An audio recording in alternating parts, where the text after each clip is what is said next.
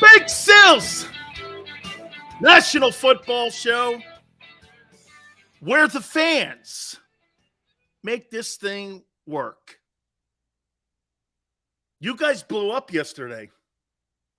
You blew up. You guys blew up yesterday.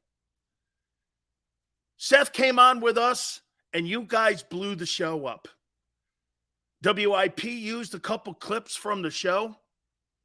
It's all because of you. Just like the radio stations in Philadelphia, it's the fans that drive that market. You guys should take a bow. You guys go like this. Big Sills, you're the... No, it's you. I want you to understand that. You could put anybody in those radio chairs, anybody, in those radio chairs in Philadelphia, and it won't matter. It does not matter. Eagles have, in my opinion, one of the top three, if not the number one fan base in all the National Football League. They use your passion against you. When they know they want to get a reaction, they go to you.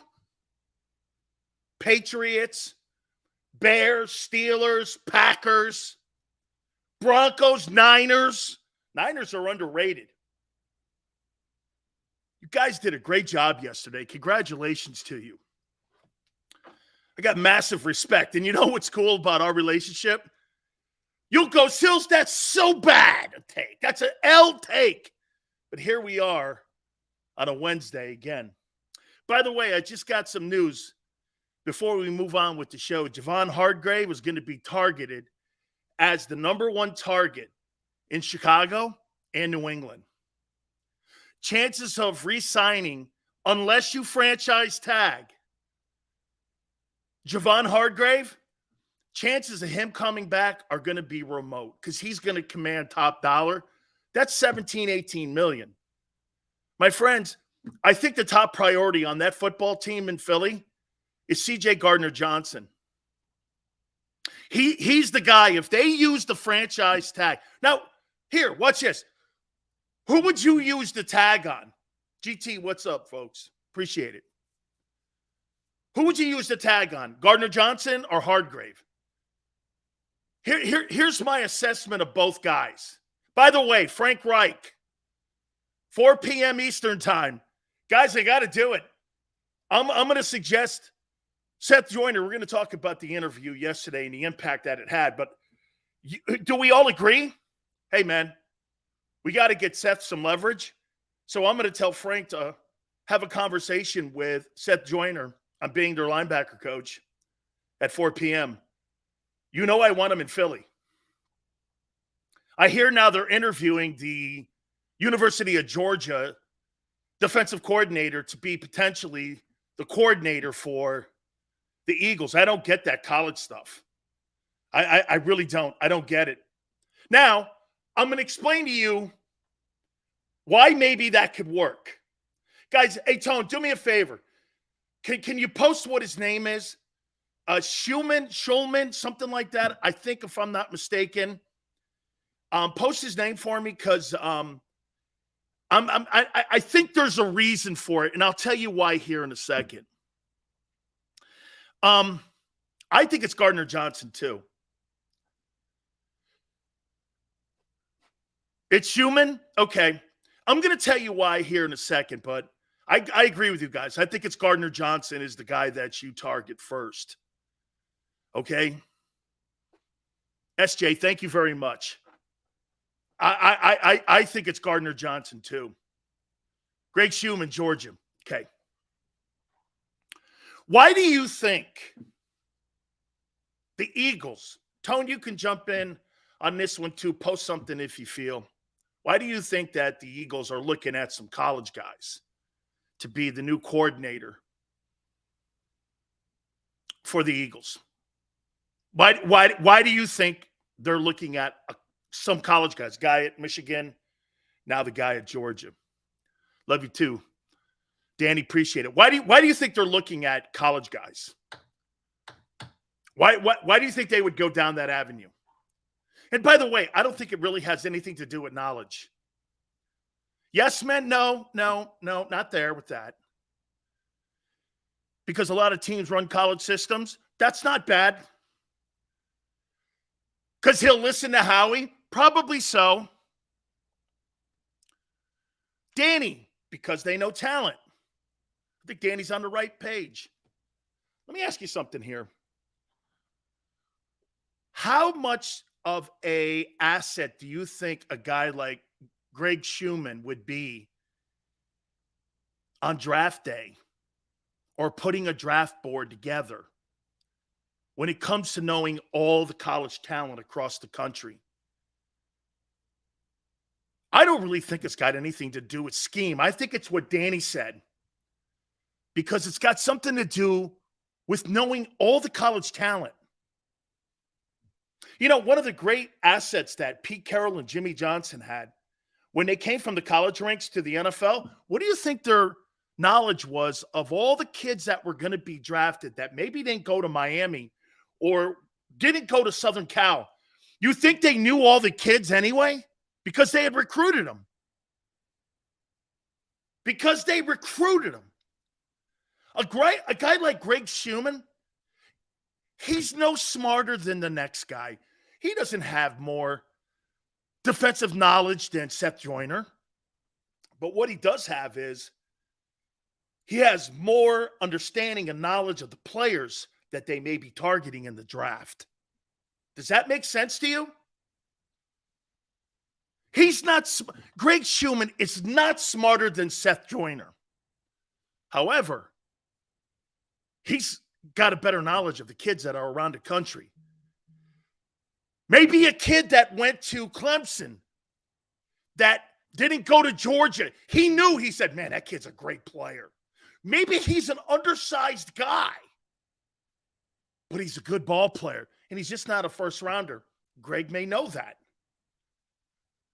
So again, it's not so much that Greg Schumann knows more than Seth, but he knows more about the kids that Howie's going to target. This is a Howie target. A guy like Greg Schumann has more value to the Eagles than Seth Joyner does, because you know why? He knows the kids around the United States. Seth may know what a football player looks like. There's no getting around that. He may have more knowledge, and I think he does, than the Georgia defensive coordinator, Greg Schumann. However, Seth doesn't know the talent that's around the country. And again, is that a good philosophy to go down? Yeah, when you're being run by a personnel guy. The Eagle organization is being run by a personnel guy. Tone says, based off your premise, is it fair to say Howie's beginning to know his limitations with talent evaluation? Absolutely.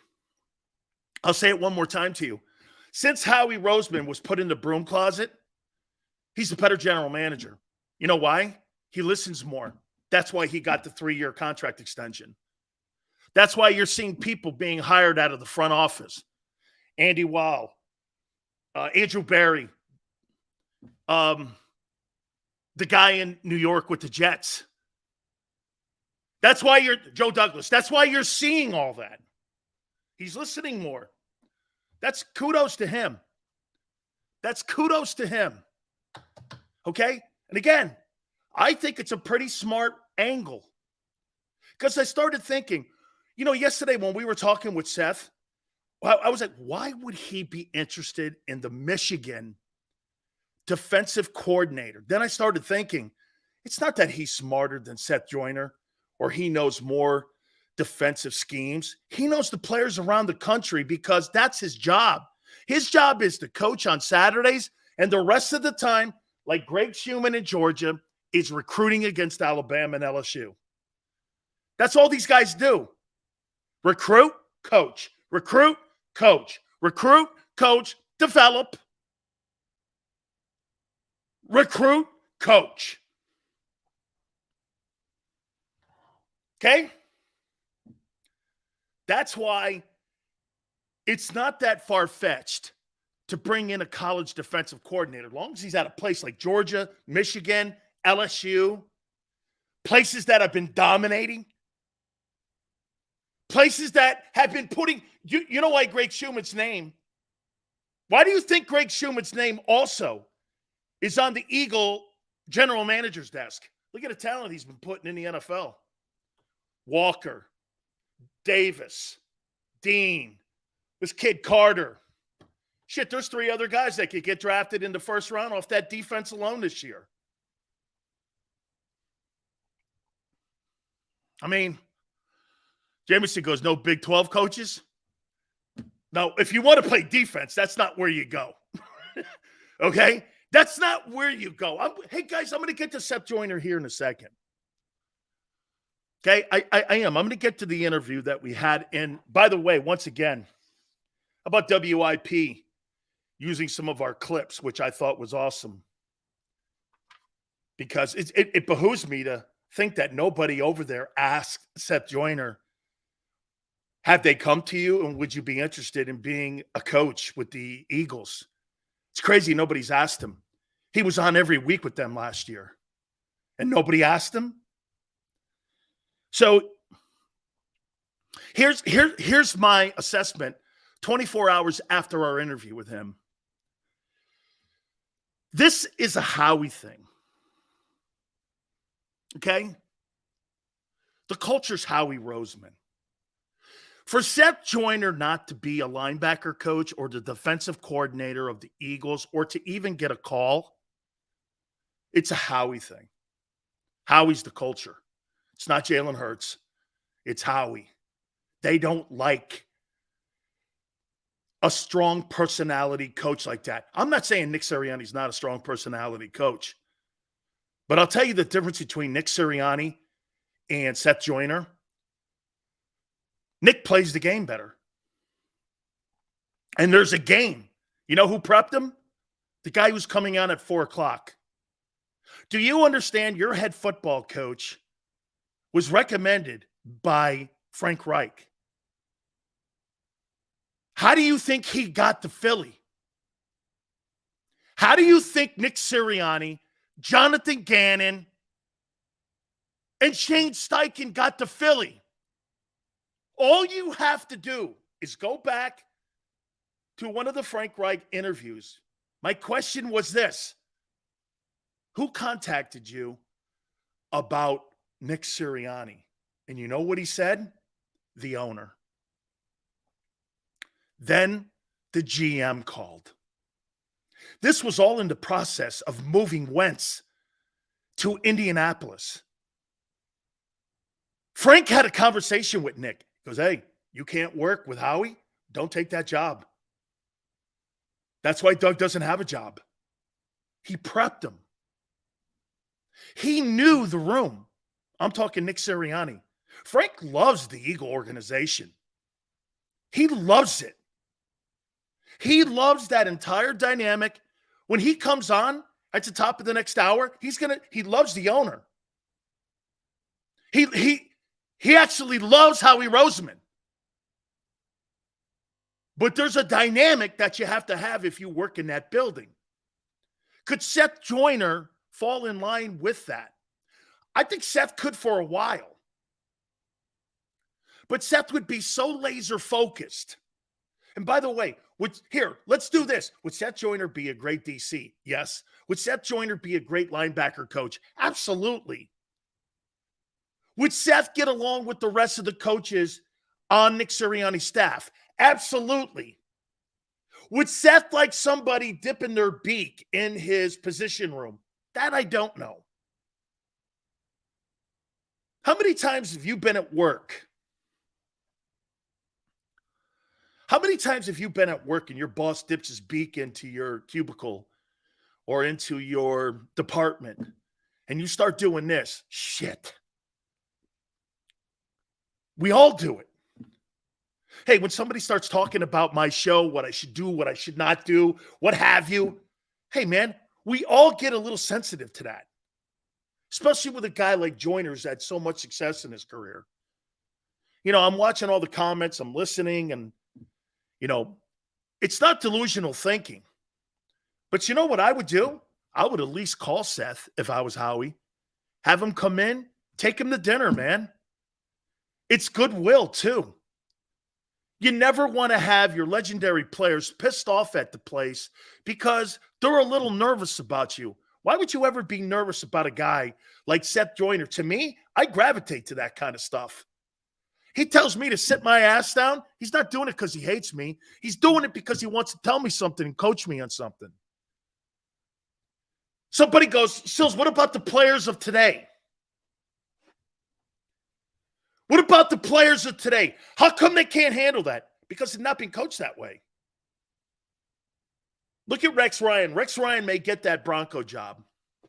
You know why? That Denver organization needs a kick in the pants. They need a kick in the pants. Sit your ass down. Sit down. You can't take it. Get out. You know what kills me too? So we're all worried about the attitudes of the Eagle players on Seth Joyner. Are you under some impression that Nick Saban doesn't coach his young players hard? Or Kirby Smart doesn't coach his players hard at Georgia and Alabama? Am I to believe that the Eagle players have to be spoken to differently than you speak to some of the top kids in the country? Tom Brady embraced. Isn't it funny? All the legendary athletes we know in our life have been coached hard. Brady, Jordan, Montana, all of them have been coached hard. Not unfair, but hard. How come it works for those guys? They're new wave dudes. That notion that the Eagle players have to be dealt with kid gloves, it blows my mind. So you mean to tell me, hey, here's the greatest example. Guys, do me a favor. You think Jalen Hurts was coached hard at Alabama? You think he was coached hard at Bama? I do.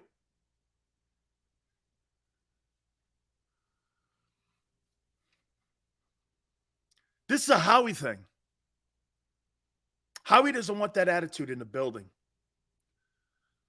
So, can I ask you guys something? Please, help me out on this.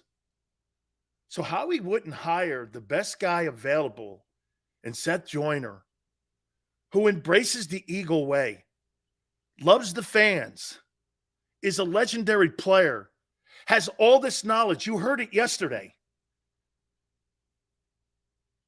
And Howie wouldn't hire that guy, or at least talk to that guy,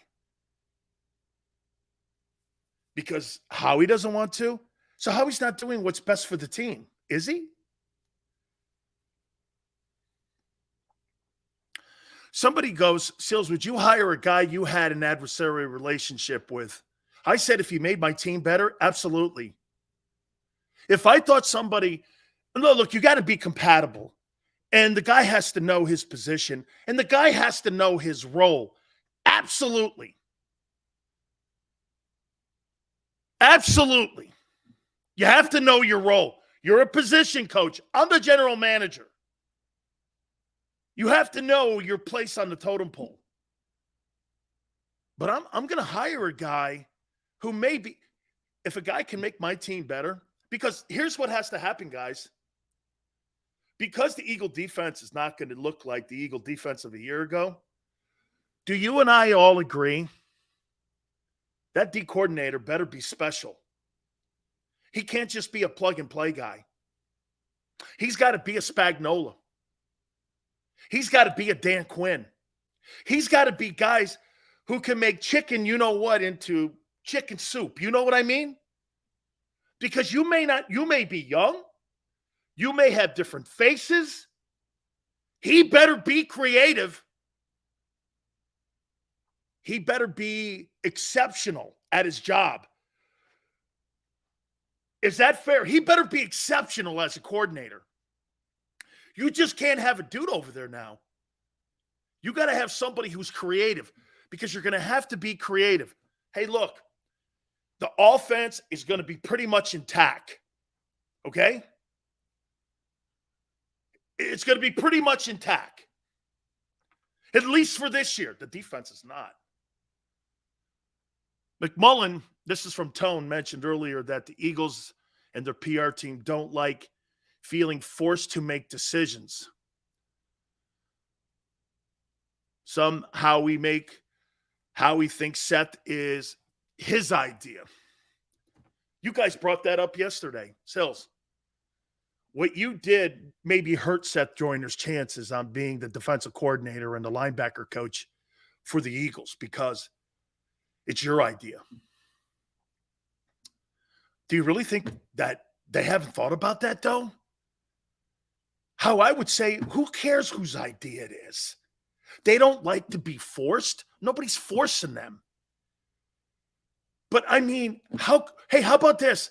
So you wouldn't listen to Seth Joyner? How about this? Even if you didn't hire him, what about some of the ideas he may have? What about when you like to talk to Seth Joyner on how to maybe coach up Nakobe Dean and ask him what kind of coach you think maybe? So you're going to go and potentially get the defensive coordinator at Georgia so that you can get more out of. And by the way, Tracy Rocker also coached for that guy. He also was in that Kirby Smart system. I don't know, man. So did we hurt or help Seth's chances yesterday?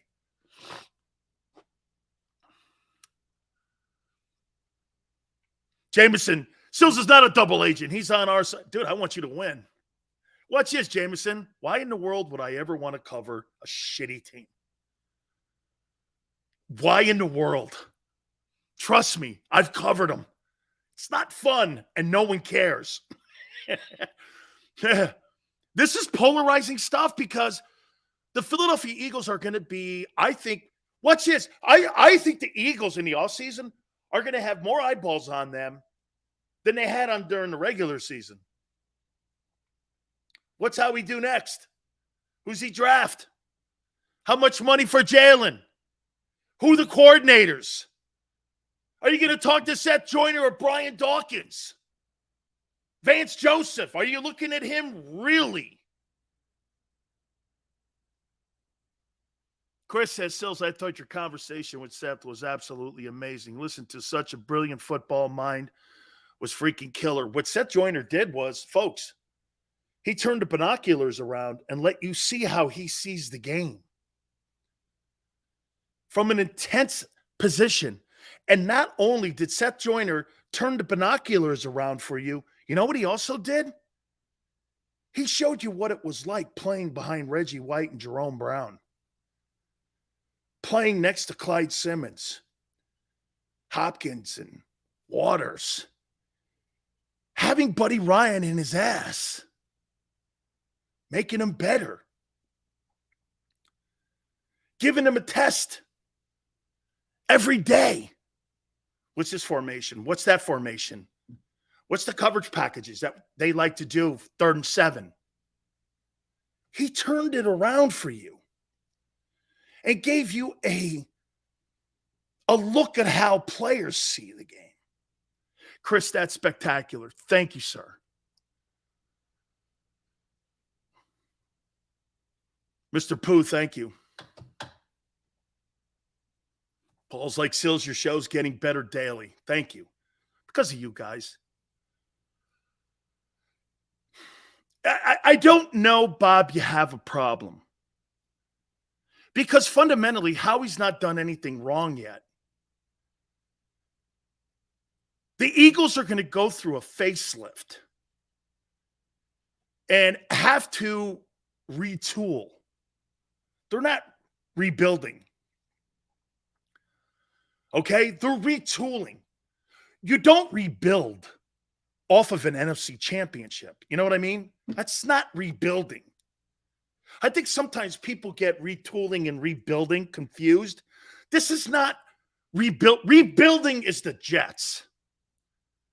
Rebuilding might be the Bears. That's rebuilding. Okay? That's a rebuild. This is retooling. Okay? Reloading, okay? Because you've got the weapon in Hurts, all you're doing is putting new bullets in the chamber, reloading, okay. Now, let me ask you this about Jalen Hurts.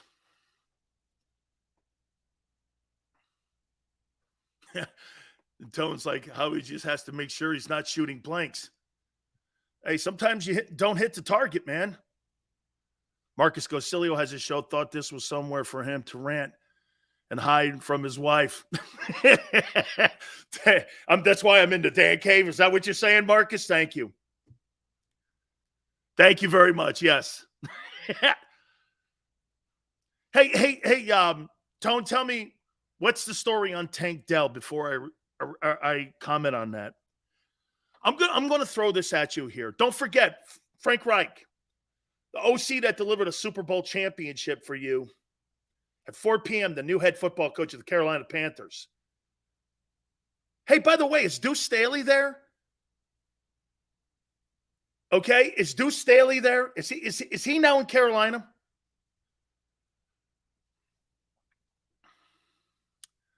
Sales, Lori, and Howie run the Birds like a corporation, not as a business franchise. They don't want emotion at the boardroom. It's analytics, not passion. I think Nick Sirianni has passion. Again, I think Nick knows how to play the game, though. Deuce is there. Hey, I got to tell you, the reason that Deuce Staley is no longer in Philadelphia is because they don't want that attitude in Philly. I mean, Deuce Staley is not an Eagle coach. Why? Personality. Confronting people. Asking questions. Having a way of doing things. That's not what they want. I'm not saying yes, guys. I'm saying open-minded guys. Tank Dell, wide receiver, University of Houston, 5'10", 165, 2,700 yards, 29 touchdowns in the last 2 years. Funny we should do that because I have replacements for Quez Watkins, and I've written down a bunch of them, and I'm going to hit on those guys, and we're going to do that. But I want to get to a topic here. How much will the new coordinators affect the progression of Jalen Hurts and his development?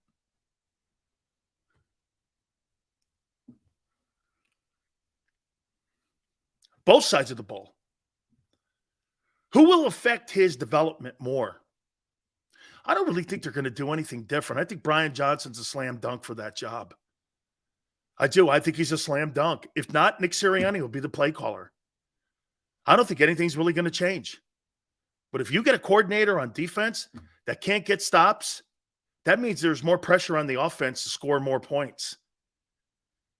Going these long, sustained drives. That means Jalen Hurts is going to have to run the ball more. Jameson Sills, don't leave us for ESPN. I do not carry JAKIB, but that's a kind comment. We got a great team here. I love all the different shows. I don't like networks that have the same thing. I like different shows. Okay? Joseph, not happening. What do you want me to do? You think I'm going to go woke and go to ESPN? I doubt it. Plus, they're afraid of me. Like every other media outlet is. They're afraid of me. Hoss, you guys are under some impression. It's funny, Odyssey won't put WIP host on JAKIB Media. Don't. They won't put the host, but they'll use my clips and sound bites. What's that tell you? They love my work. They're afraid of me. Remember that. Everyone loves Big Sills' work. It's me. The mind of a defensive side will affect Hurts' development because Important they test and challenge his ability to read. But here's something else to think about, though, Tone. If you don't get the right coordinator in there and you can't get stops, you get 3 and outs, you're going to look like Chip Kelly's offense. And if they can't keep drives going and you're giving up points, you're going to be playing from behind the entire year. If they don't get the right personnel and the right coordinator in that building for 2023, that will affect Jalen Hurts the same way Carson Wentz was affected. You're going to be repeating history here. You got to get a coordinator on that side that gets stops. I agree with what Seth said yesterday. I don't really know if it's important for them any longer to get stops when it comes to playing the run. I think it's more important about the secondary play. I think it's more important for them. I think they want to be middle of the pack in stopping the run. That's what the Rams have been with Aaron Donald. Tone goes, I like what Dable did with Jones. He would tell the defense the plays is still expect Jones to beat the coverage anyway. Made him figure out options, passes, first and second reads. Absolutely. That's how you develop a quarterback. See, but the RPO system is different than that. Because again, Jalen Hurts is your OC. That's why there's no big rush to get an OC named in Philadelphia. There is kind of a rush to get a DC named. Okay? There is kind of something here to get a defensive coordinator named. Okay? Mr. International, isn't it funny? Carson Wentz went south once Frank left. Huh? Would that be a fair statement? This is why, look at this. Frank left. Frank left the coordinating room, right? Was Wentz ever the same after Frank Reich left? Was Carson different after Frank left? Was he? I think he was. Cody goes, then Sills, why didn't it work for Carson and Frank and Indy? Cody, well, let me ask you this. 3,800 yards passing, 95 quarterback rating, 27 touchdowns, 7 picks, and 67% completion percentage. That didn't work. They did win 9 games. I get the ending. But that didn't work. He theoretically had a better year this year than Jalen Hurts did. You say that didn't work? Okay. How can you say it didn't work? He had a better year than Jalen Hurts did.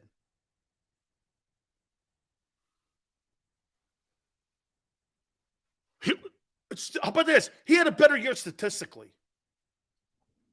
Throwing the ball. Let's be fair. Because Jalen's rushing the 700 plus and 13 TDs has to go into the equation. I'm talking throwing the ball. Okay, let's.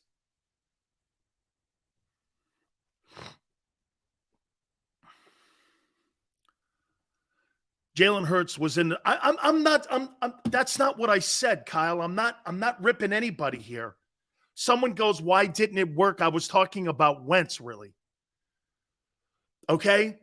That's what I was talking about. I'm not talking about who's better, who's worse. Someone asked me, why didn't it work with Frank and Carson? It did work. They won 9 games. He won as many games as Jalen did his first year starting. Shitty ending with the Raider game and the Jag game. I get that. 27 touchdowns and 7 picks, pretty good ratio. Hey, Danny, I happen to agree now with what Seth Joyner said about Wentz. The whole Nick Foles thing, his take is the Eagles ruined him. His take is the Eagles ruined him with all those quarterback games they were playing behind the scenes. That's his take. I think you got to be stronger than that.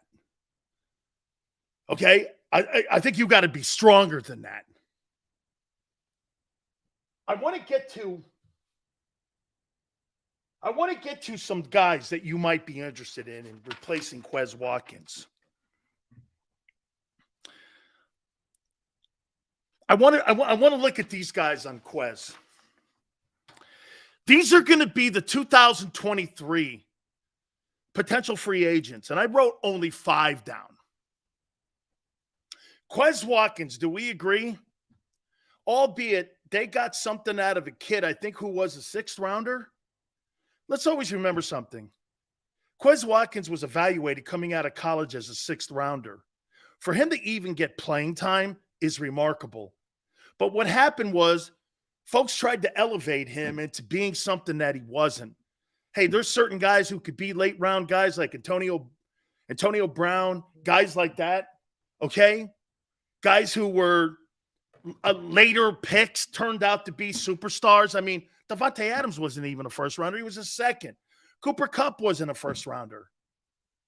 There's guys all over the league that are like that. I mean, DK Metcalf, A.J. Brown, all these guys. It's time for the Eagles to get at least a decent number 3 in there. So I wrote a couple guys down here. I got their ages, the teams they were on, and the salaries. Let's just throw these guys out here for Howie to look at. Now, by the way, could you go like you guys said with the kid Dell? Put him on a rookie contract, draft a guy. He's not going to go in the first round because you know why? He's 5'10". So he might be a 3rd or 4th round guy, depending on what he does at the combines. Let's take a look at some of these guys. I'll go from 5 up. What about Sammy Watkins? Made $1.8 million, right around what Zach Pascal makes. 29.7 years of age, is in Baltimore. How do you know he's not good? He plays with Lamar Jackson. Would you look at Sammy Watkins? It's not a big number. He's going to be a free agent. There'll be suitors for him. Okay? And I get it. Staying on the field is an issue. But he's going to be the number 3 guy. He's 30 years old. Okay? Again, we're spitballing here. How about Perriman? Played with the Bucks. 29.4 years of age. Made 1.2. Actually, I thought he wasn't that bad with Brady. I thought he wasn't that bad. And again, remember, we're talking about economics, and we're also talking about the 3rd wideout. You see, I don't want Odell Beckham. Too much money, too much risk, and he's not a 1 or 2 anymore. At most, he's a 2. Why would I pay $10 million or $5 million for a guy who's almost a 2.5 in your wide receiving core? Why would you pay that? Because you want to have a lot of Instagram hits? That doesn't make sense to me. Okay? You know what I mean? It just doesn't make sense. Tone goes, I take Robert Woods at wide receiver 3. He's a trusted veteran, sure hands, could be possibly persuaded into a 1-year deal after being cut by the Titans, also blocks well. Do me a favor. Give me what his numbers are, Tone, salary-wise and his age, because that's going to play a factor here. You know, you might want to get my next guy. How about Jarvis Landry? Made $3 million. He's not going to get that on the open market. How about Jarvis Landry at number 3? Put him on a 1-year deal, $1.4 million with incentives. And you tell Jarvis Landry, you stay healthy, you're going to be like the rest. Can I tell you something else, too, that's going to look really great? Guys, look what Howie's created. Look what Howie's created for a guy like Jarvis Landry. I think Jarvis Landry makes a lot of sense. He's 30. However, I still think he's got gas in the tank. I still think he's got gasoline in the tank. As a number 3, Woods is 30. See, a lot of these guys are 30. Look at what Howie Roseman, Paul, he does catch everything. He's got great hands. Look at what Howie's created. Watch this. He goes to all these guys. Say he goes to Jarvis Landry. Jarvis, you see what I did for James Bradbury? You see what I did for CJ? You see what I did for Kaiser White? You see what I did for all these guys on one-year deals? They're all making max money now. That could be you. One more deal. I'll give you a 1-year prove-it deal at $1.5 million. It's the same money you're paying Pascal. And if you hit your incentives, you make $3.5 million.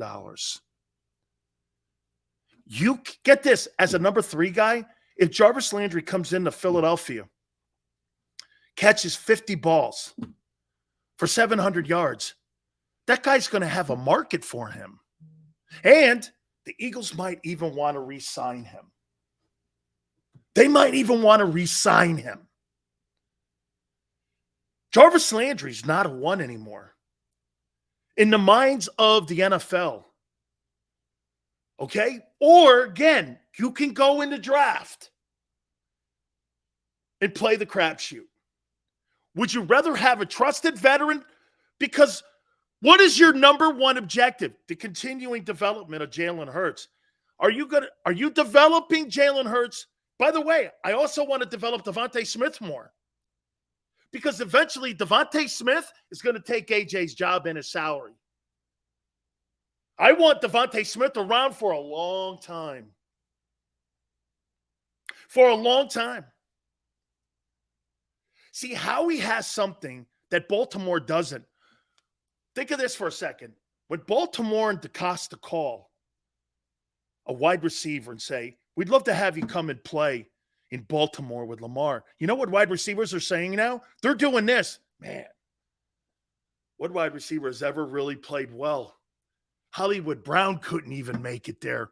What makes you think I'll make it? But now, guess what with Jalen Hurts? He's got 2 1,000-yard receivers. Howie's got a track record of putting people on 1-year deals, and you getting a max deal? C.J. Gardner-Johnson's going to get a max deal. James Bradbury is going to be top-end market.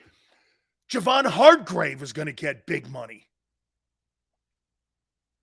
Howie's got a dynamic going now. It's almost like what they had in New England. Hey, you come here, you're going to make money. It may not be here, but you're going to make money in the NFL. I mean, that's fair, right? You're going to make money. Look at all the generational wealth guys. Howie Roseman is going to change their families forever on the 1-year deals that he gave them. I'm giving Howie a lot of love here today, aren't I? Could that be why the Ravens are hesitant to re-sign Lamar? Yeah, because you know why? Let me ask you something. When Jordan was in the NBA, everybody wanted to play with Michael Jordan. How many people have wanted to play with Kobe Bryant? Paul Gasol? Same thing with LeBron James. How many free agents? They had to make a trade for Antonio Davis. That wasn't a guy going, I want to play there. There's certain guys. Seth, I tell you what, man. The guy at Golden State. Everyone wants to play in Golden State. Steph Curry. Certain guys attract guys to want to come and play with. Certain guys don't want. They don't want to share the limelight. They don't like. Kobe couldn't get any. Look at the Lakers in the last 10 years. How many star players have they gotten to come and play outside of the Disney trophy that they won a couple years ago in COVID? The Lakers have stunk the last decade. Okay?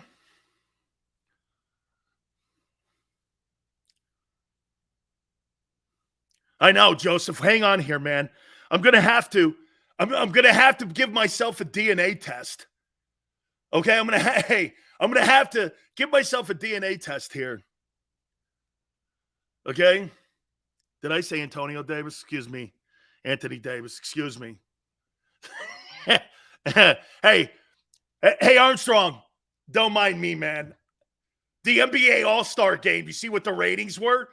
The Pro Bowl touch football game had higher ratings than the NBA All-Star game. So excuse me if, hey, Armstrong, excuse me if I didn't get an NBA guy's name right. Dude, touch football game got higher ratings than the NBA All-Star game. All right, I got another guy for you. How about Juju Smith-Schuster? He's 26.2 years of age. Patrick Mahomes saved his career. He made $3.7 million. He ain't making that anywhere else. They saw what that guy was when they made him a number one in Pittsburgh, and everyone knows that Juju Smith-Schuster is Juju Smith-Schuster. He's 26. Would he take a role at being number 3, though? Probably not. Probably not. Okay? Probably not. How about Alan Lazard? 27.2. Played with the Packers. Made $3.9. There's going to be a market for him. Okay? What about Alan Lazard? He's 27. Would you look at him? Or is it Landry? How about this? Jarvis Landry? Sounds the guy to me. He's a pro. He catches everything. Actually, I think he is a hard too. I think his injuries have precluded him from being, you know what I'm saying? What I think he could be. And he's not going to command that kind of money. Got to get, hey, I don't really care about Quez had a couple good moments. Didn't he catch a touchdown pass against Minnesota? To me, though, Quez Watkins, he's a non-factor. He's a non-factor. However, and to me, that 3 guy most likely will be a draft pick. And a late draft pick. Like I'm talking, how high would you go in the draft for a number 3 guy to replace Quez? 4th round? 5th round? Rookie deal? He'd be making less than $1 million? Roughly around 9? It makes more economical sense. You guys like this kid Tank Dell from Houston. Fair enough. To me, he's a dude. And I'm not saying he's bad. And I'm not saying you're wrong. Right now, he's a dude. And to me, the most important thing that Howie Roseman has to do is he has to balance that salary cap. So he's got to be young and cheap at a ton of places. And the number 3 guy on that team is not going to be a veteran. I threw these names out because I think you could probably get something with a Jarvis Landry. Maybe you could talk him into a 1-year deal. $1.5 million. I'm okay paying that. Getting production out of it. If he gives me 50 catches and 700 yards, that's worth $1.5 million to me. But most likely, he's probably not going to give you that. Now, you think a guy like Jarvis Landry, when Dallas Goedert went down, would have been a key factor to having him on the team? Doesn't a number 3 guy like Jarvis Landry protect you from injuries? Say AJ goes down, Devontae goes down, Dallas Goedert goes down. Do you want to really put a rookie? Watch this. You want to put a rookie in there? Don't you think a guy like Landry could have covered for Dallas Goedert's loss? It's economics right now. That position is an economics position. Okay? Hey, somebody brings up the XFL. Marcus does. How about Josh Gordon as your number 3 guy? I don't give a shit about his pot smoking. I don't care about that. I don't care if you smoke weed. If you're not beating kids and you're not raping anyone and you're not robbing people, I don't give a shit if you smoke weed. I could care less. I'm looking to be cheap at that position.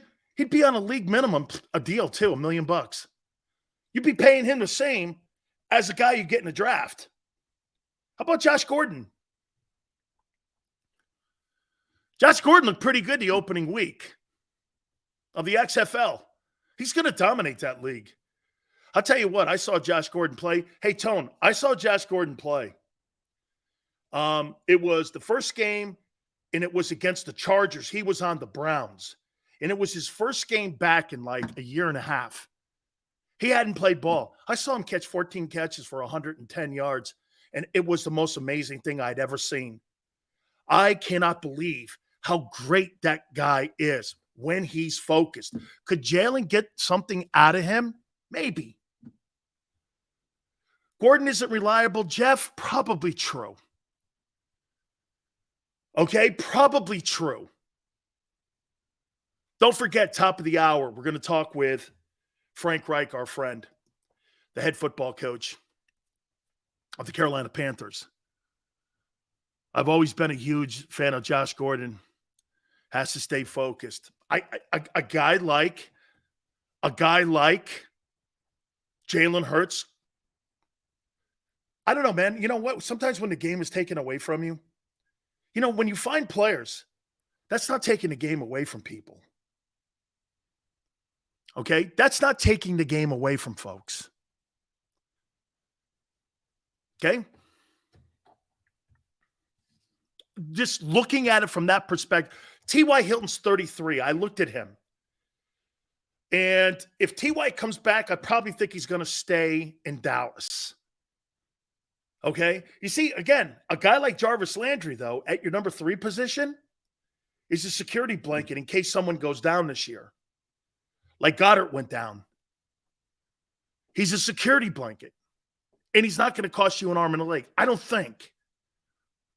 Sills Landry also would be great. Sorry, I missed it. Michael Thomas is going to command a lot of dough, dude. Landry also would be great to work with Smitty. Similar skill set, great hands. Yeah.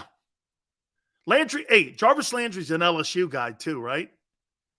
I think he's an LSU guy. I don't think he's a Bama dude. I think he's an LSU guy. LSU, man, they produce them wideouts along with Alabama, don't they? Adam Thielen, as a number 3, I think he's going to want to try to land at a place to be a number 2. Okay? I personally think they're going to go into the draft, but again, I threw these names at you because Quez Watkins has to be replaced. How about Antonio Brown?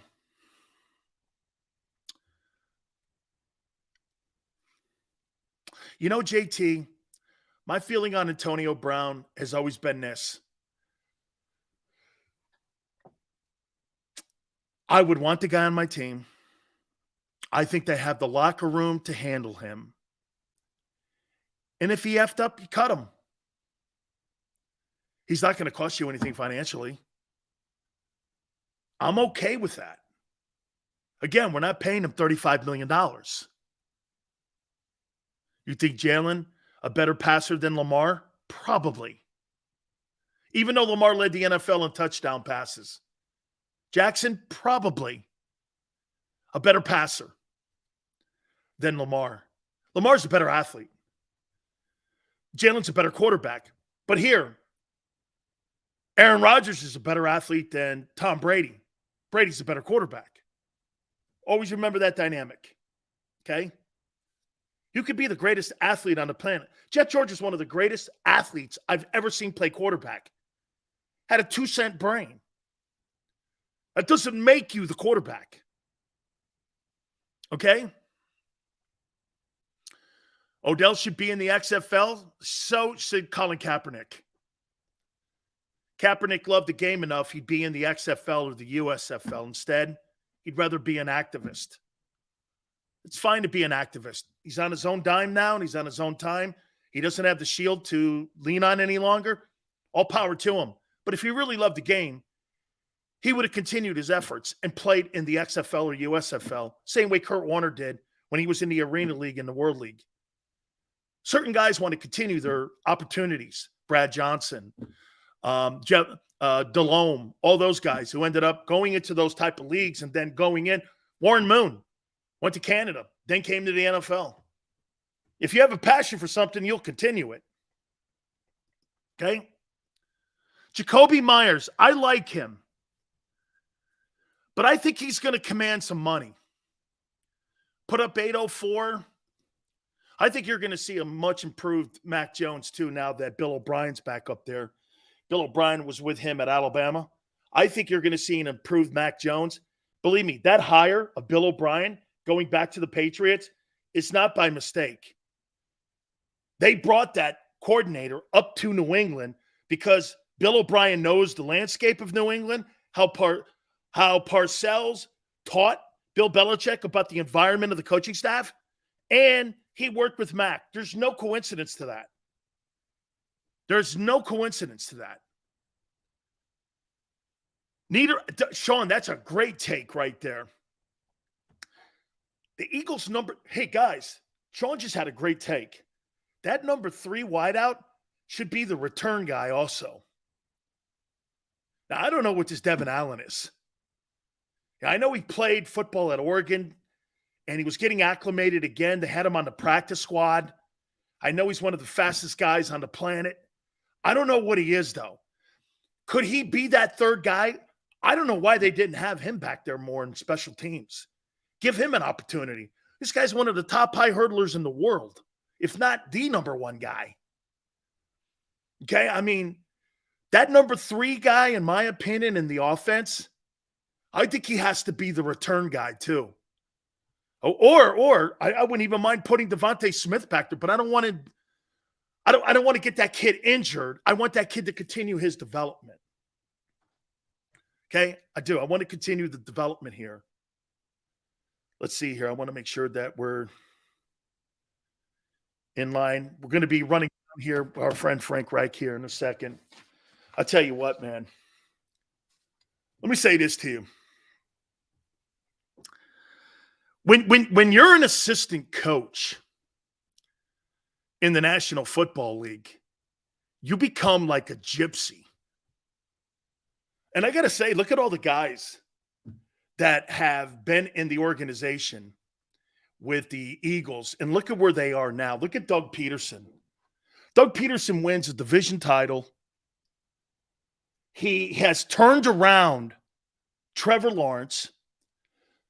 Look at what you got now with the coordinators that you just had in Philadelphia.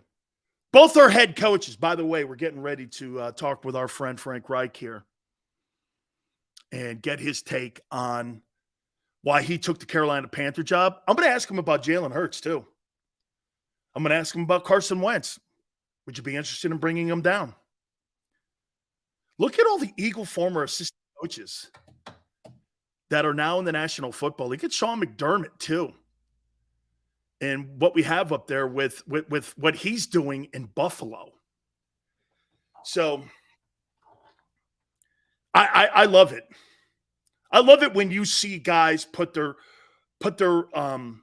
hard work in. Okay? I love it when you see guys put their hard work in and become head football coaches. My friend Frank Reich has been an assistant coach. God, he was an assistant coach, I think, for about 2 decades. And he was schooled by so many great coaches. And to get an opportunity to be a head football coach in the National Football League is without a doubt one of the greatest honors you can have. There's only 30, when people go like this, there's only 32 quarterback jobs in the NFL. Well, there's only 32 head football coaching jobs in the National Football League. And it's very hard to get those jobs. And I'm glad to see opportunities for guys like Frank Reich here. So hopefully we're able to catch up with Frank here in a second and get his thoughts here. Real quick. So that number 3 guy, in my opinion, I think he's got to be a return guy for the Eagles. Okay? I think he's got to help on the return game because they need to do a better job in their special teams. They really didn't address their special teams. So for me, I think that's going to be essential. Tone, let me know when we're good to go with Frank when he's here, okay? They've got to address that. And again, I think you're going to be able to do that with all these compensation picks. Okay? With all these compensation picks, I want to double check here. Okay.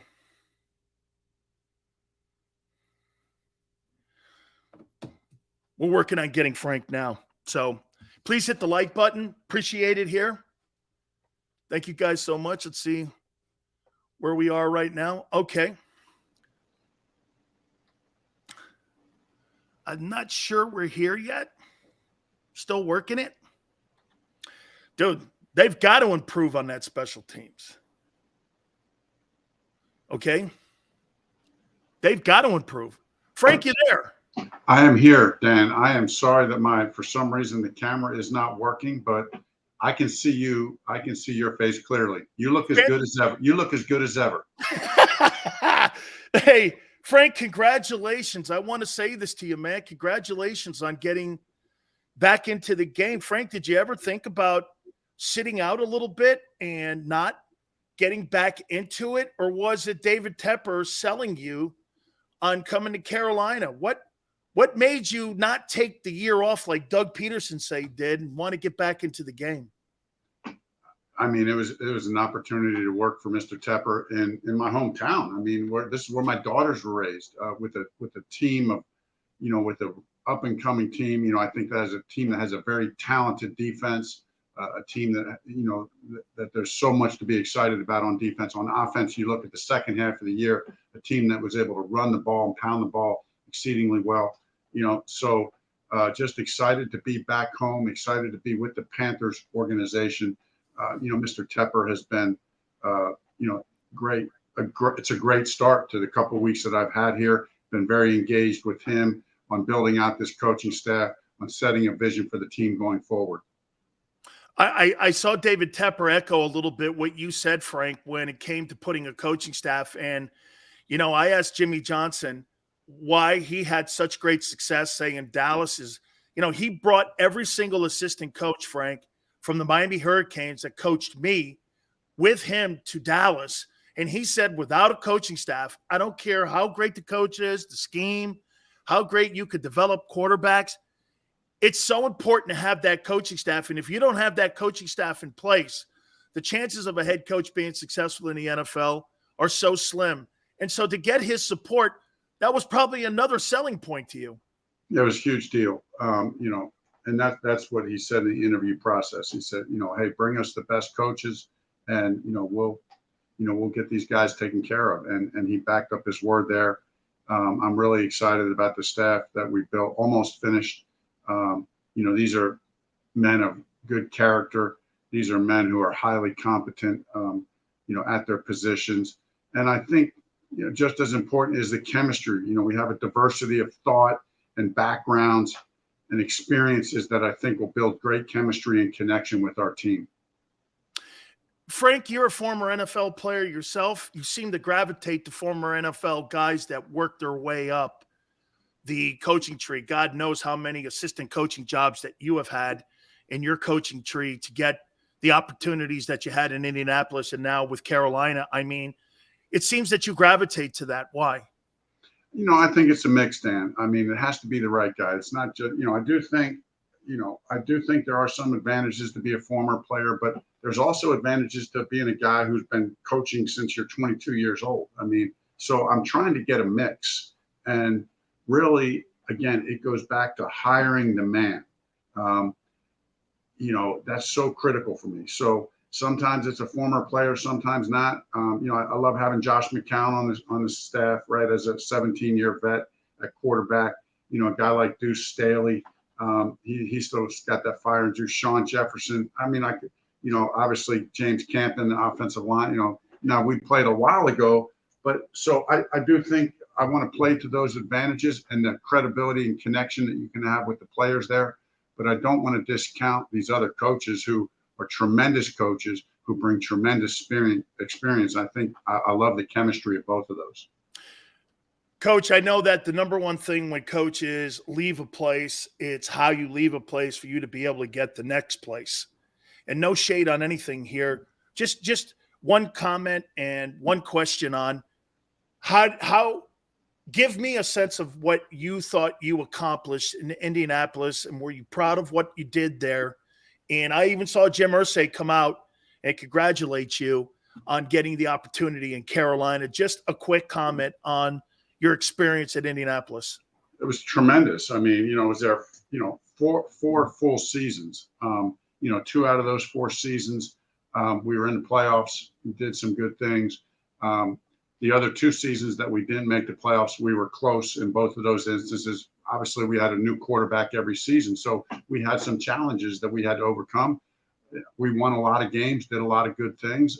Was proud of what we did. You know, we fell a little bit short of some of our goals, but overall the experience was tremendous. You know, Mr. Irsay was great, and certainly appreciated, you know, working with him for the years there. But super excited about the transition. Kind of get to go version 2.0. You know, work out. You learn things from the first go round, and now here you go round 2, and you just feel like you're going to be better and stronger. You know, it's funny you say that, Coach, because, you know, you talk to Mike Shanahan. He says his experience with the Raiders prepared him for what was next for him in Denver. And I would think, you know, the quarterback position, it's such an important position to get right. You have to get that position right. And if you're constantly wobbling at that position, I would think that, look at even Belichick, right, Coach? I mean, look at him at Cleveland. He wobbled around with Vinny, then he had Bernie, and he, you know, it wasn't the same. Obviously, when you get that landmark guy up in New England, is that the focus also for the organization? You guys have some cap issues, but getting that guy right has to be the priority of the Carolina Panthers and yourself, I would think. No doubt. After experiencing instability at quarterback for the last few years, you know, and some of those things out of your control. You know, obviously it's, you know, with Andrew's retirement, you know, he made the right decision for him, you know, right before season. So that started the cycle of what we went through. So you learn from that. So how do we create that stability? You know, we have an opportunity right now to kind of look and evaluate all the options at quarterback, both in free agency and in the draft, and try to, hey, who can be our starter for the next 5-10 years, and then lock in. But we got to make sure we get that decision right.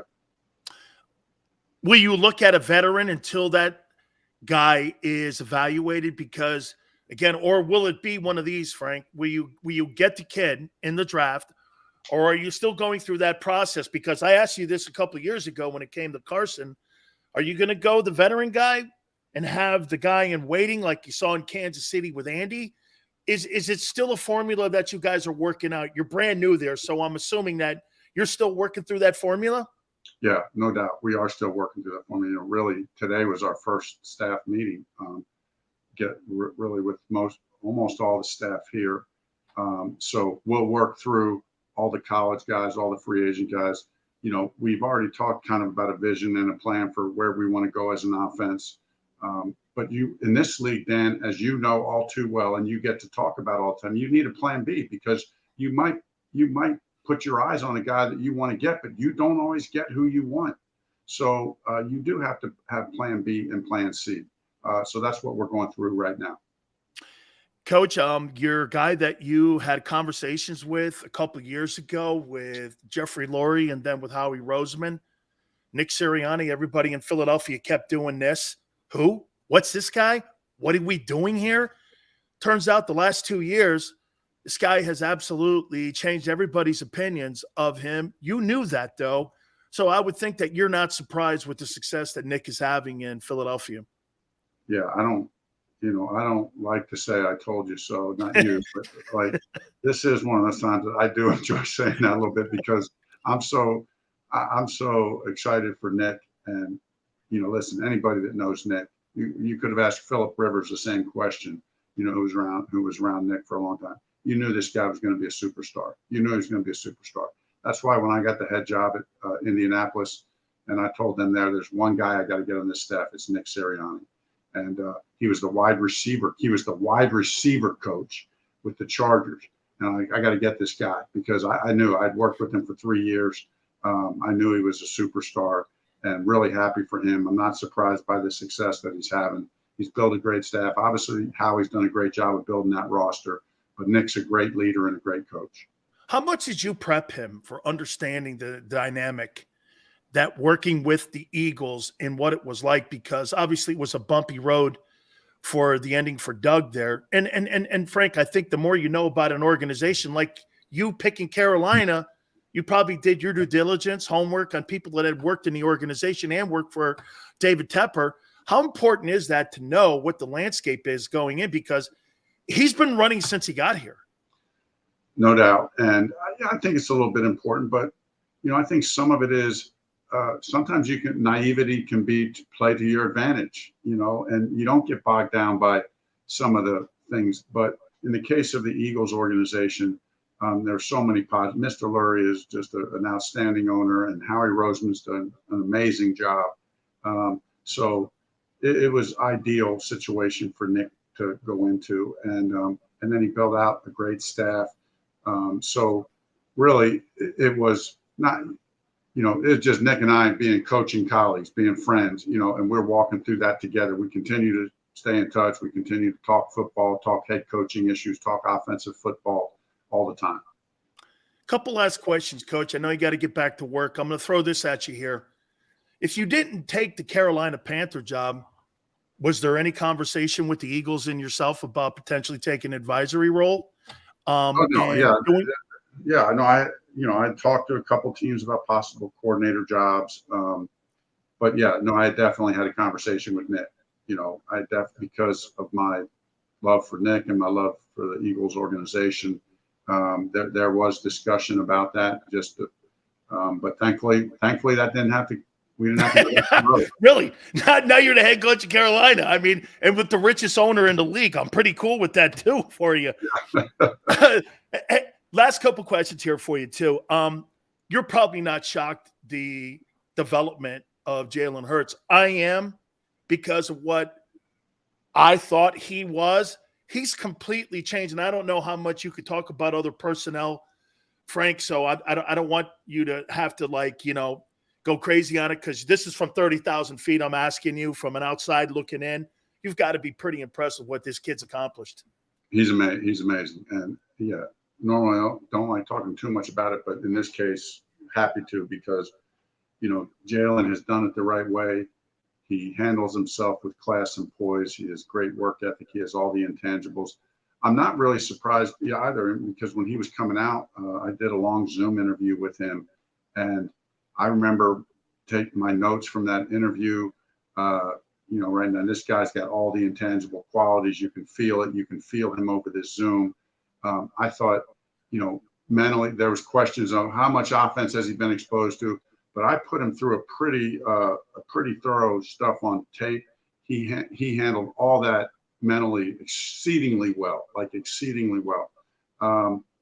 So I'm not surprised. I'm happy for him. I do think Nick and that staff have done a great job of accentuating what he does well, but really Jalen deserves so much of the lion's share of the credit, because he's such a great leader and such a hard worker, and then super talented on top of it. Everybody in Philly loves you. I mean, Frank, they did just absolutely love you and appreciate what you did in 2017 and winning the Super Bowl with Doug, something that city has never, I get the privilege of talking to the majority of the Eagle fans now. And, even yesterday we had Seth Joyner on, and, we were talking about, the development of what you guys did. And so that had to be one of the happiest times of your life. I know it wasn't the head guy, but you had really a lot of say in the direction of what that team did. It was a great time. Like you said, Dan, for me as a coach, for my family. I mean, it was a great experience. We'll forever have love for the, Philadelphia, the great sports city that it is, the Eagles organization. And you learn. I'm happy that I can take those experiences and use them in my current situation. You know what I mean? Not to try to duplicate or replicate exactly what the Eagles had there or what we did there, but there's little things that you learn along the way, right? So you take those. We don't rest on those. You know, I mean, it's a great, but that's over. As a coach, you know, that's over. I've been fired since then, right? So, so somebody doesn't like me very much, right? So, but all those things are learning experiences, the good and the bad, the Super Bowl and getting fired. You take both of those things together and they make you better for where you're at right now. And in the coaching world, that's all we're worried about. This season, this team, let's get it right. Let's do something special. Finally, I had Seth Joyner on yesterday. He came on my program personally and said that he'd be a linebacker coach. And he potentially may get a call from the organization on being defensive coordinator. Just throwing it out here. If you're looking for a linebacker coach and you're looking for somebody, he was on for 2 hours yesterday talking. You should talk to him, Frank, and listen to this guy. He turns the binoculars around. And I'll tell you what, you want old school coaching? You want a guy who sees a vision and how to develop guys? I mean, he's an old school guy, Frank, and I know you kind of like those guys. Might be someone to take a look at.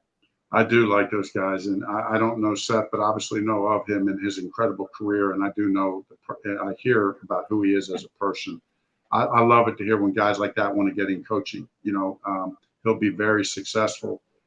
Excited about that. It's good for the game, good helping develop young players, strong leader, the whole deal. So I'm sure if he does take that step, he's going to be very successful.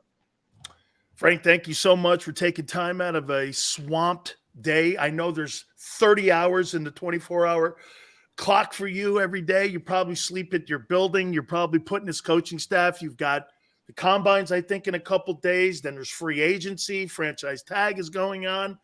Holy cow, you got to put everything together. And then here we go. We're just months away from training camp and mini camps and such. So for you to do this for me, we've been friends for over 40 years, my friend. I'm here for you all the time. Thank you so much, man, for this. And I love you and God bless you.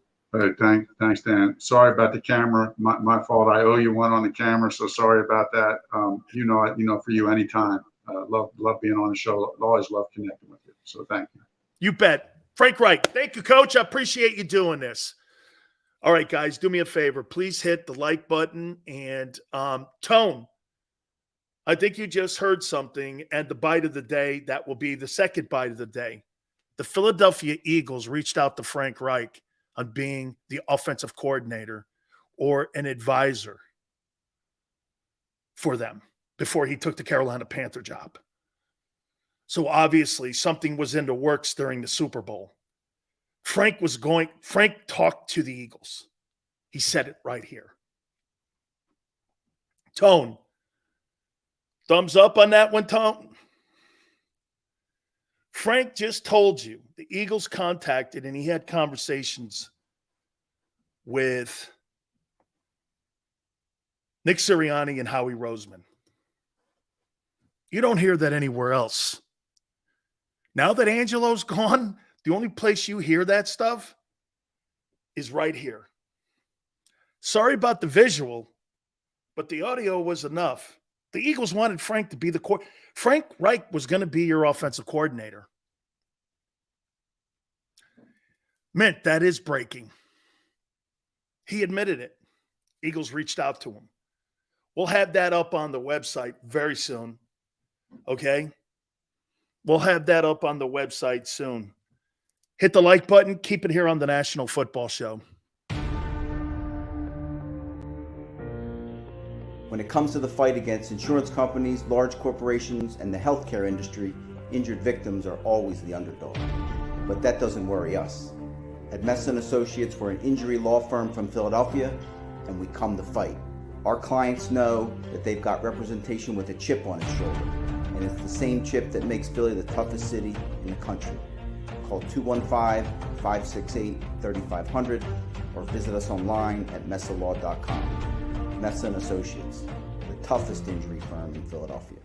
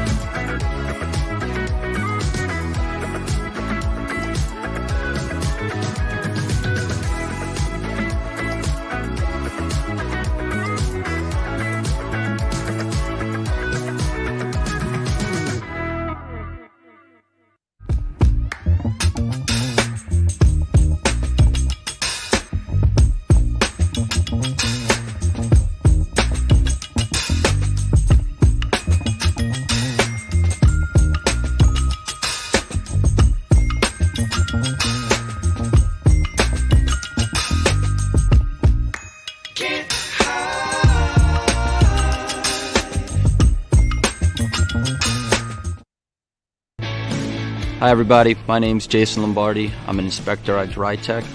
At DryTech we offer 3 major services, the first one being basement waterproofing. The second service we offer is foundation and structural repairs. And then the third service that we offer is mold remediation. If you feel you are having a waterproofing issue, give DryTech a call or check us out online.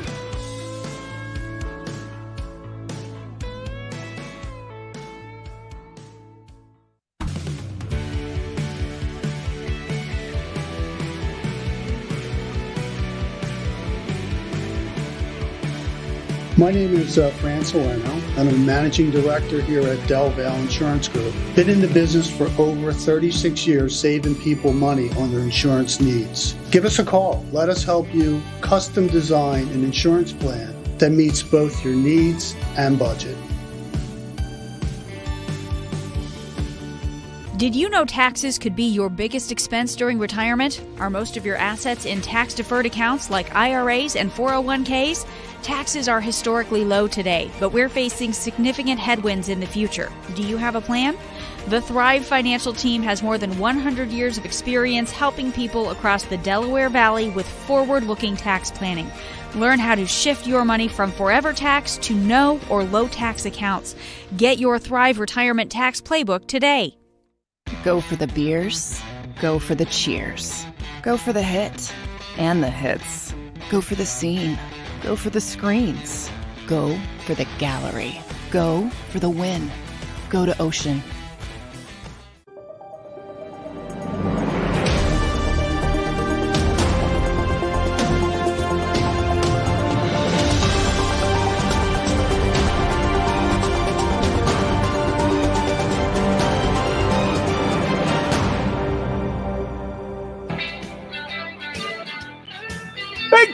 National Football Show. Appreciate you guys coming aboard with us. How about that, huh? So Frank took the Panthers job January 26th before Steichen was gone. Steichen must have known that he was going to be leaving in January before the Super Bowl. He must have known it. Frank Reich just told you, dude, that the Eagles reached out to him on being a coordinator. He just told you he's the head football coach at Carolina. I'm not lying.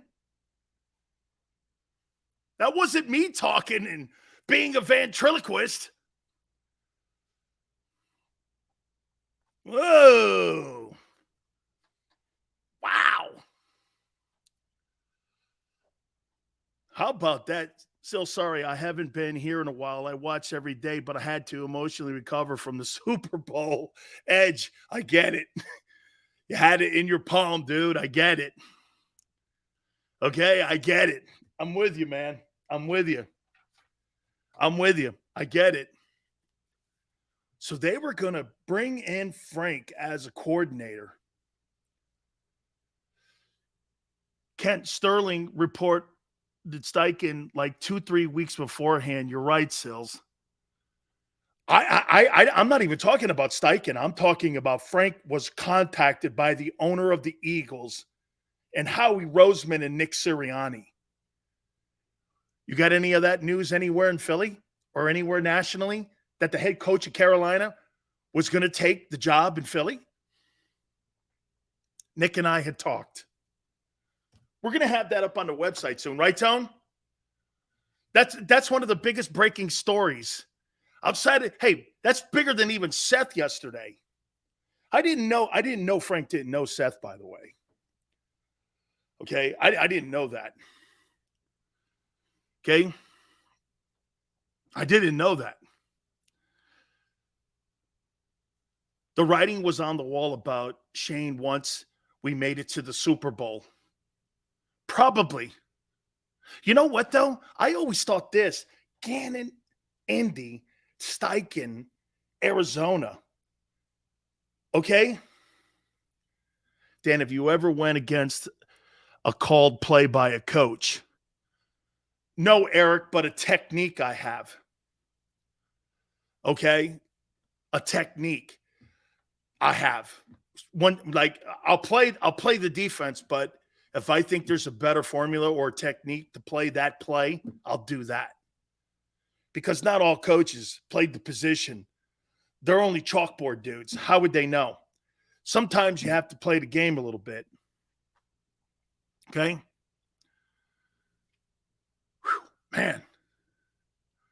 Damn it, wanted Frank back in the fold. You would have had him. If he didn't get the Carolina job, dude, do you know how many? I wish we had the visual for Frank. I wish we did. Okay, but the audio will be good enough that we, yeah, man. Really great.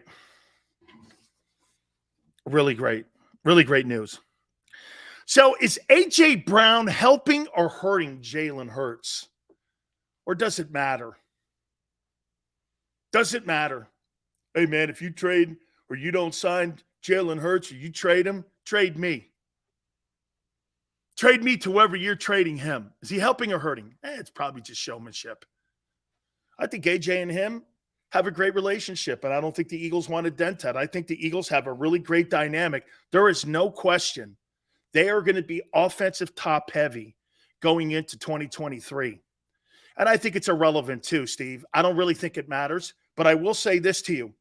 Make no mistake, the Eagles are going to have to rely mostly on their offense this coming season. Okay? I loved it, but I don't think it matters. It was tongue-in-cheek. I think it was too. It was on a podcast. Just catching up on the show was behind. I'd love Marvin Jones Jr. as a free agent, wideout 3. He played with Doug, so knows the system. I saw his name there too, Anton. I got a problem with that. Look at Joseph. Sills, 2 good shows in 2 years. Keep up the good work. Really, dude? Really? Hey, always remember something, Joseph. Anybody could do a show during football season. The key is doing it when it's no football. You think I'm going to sit around here and talk about the shitty NBA or pitchers and catchers? No, thank you. No interest. And there's not a market for it. Dude, the stupid touch football Pro Bowl, the stupid Pro Bowl touch football had more viewers and more audience than the NBA All-Star game. What does that tell you? Thank you very little. I'm not covering the NBA. Wake me up in June. Give me a break, man. I'm hurt. I can't listen to Sills. Oh, what? Look at Niner guy. So I told the Niners have the best roster. Oh, by the way, we're going to do that. We're going to do that now. This is the pre-free agent and pre-draft NFL top 10 teams, and I've put them together here. This is before free agency. This is before the draft. And this is my pre top 10 NFL football teams. I got you, Niner. Niner, I'm joking too. Okay. Here's my top 10 teams. This is where Joseph will go, okay, he's back to having a shitty show again. Number 10, I got the Seattle Seahawks as the 10th best team. I think the Seahawks redoing the deal for Geno Smith. Love DK Metcalf. I think they're doing really great things on defense. I think that football team is going to have a really good football draft in coming April. I think Pete Carroll has been rejuvenated because of getting rid of Russell Wilson. I think that football team is headed in the right direction. Number 9, I got the Patriots. The most important thing that the Patriots, and by the way, Javon Hargrave is number 1 on their list when it comes to signing a free agent. So they're very interested in the Philadelphia Eagles defensive tackle, okay? And there's no question that the Patriots are looking at him, but I have them at number 9. I think they're going to have some cap space. We're going to look at the cap space teams. And on top of that, at number 9, I think they're going to make a bounce back. At number 8, I've got the Los Angeles Chargers here. I think the Chargers with Justin Herbert, I don't like their head football coach. I love their roster. I think their general manager is very good. There's a lot of Philadelphia in that organization there. Make no mistake about it. I think they're probably one of the worst run organizations because of the Spanos family. But I will say this. They've got a lot of talent. I think Tom Telesco's done a nice job at putting the talent together on that football team. At number 7, I'm not sure I'm right here with number 7 here. Tone, tell me what you think of this top 10 also, by the way. I've got the Dallas Cowboys here at number 7. I think the Cowboys, and let me see what their cap issues are right now. Okay. The Dallas Cowboys right now are $7.7 million over the salary cap, and they're going to have to make some moves if they're going to do anything when it comes to adding people to that football team. They're going to have to get younger, and they're going to have to also, in my opinion, they're going to have to also decide what they're going to do with Zeke Elliott and also with Tony Pollard. So they've got a lot of question marks, and they've got to continue to build team. They got to continue to build that offense around Dak Prescott. I think Dallas is trending downwards, my friends, but I've got them at number 7. So far, Seahawks at 10, Patriots at 9, Chargers at 8, Cowboys are sitting at number 7. At number 6, I've got the Doug Peterson Jacksonville Jaguar football team. I think right now, the Jags, I'm surprised. The Jags right now have some issues when it comes to their salary cap. They are $22 million over the salary cap. They're going to have to make some decisions. That's why some of you guys are talking about the wide receiver. And there's going to make some issues when it comes to some of the people on that team that they're going to have to cut loose. They're young at many of the key positions, but I think the Jags have done a really nice job of building that roster, and I have them at 6. Here are your top 5. I've got the Eagles at number 5. Again, the reason that I have why do I have the Eagles at 5?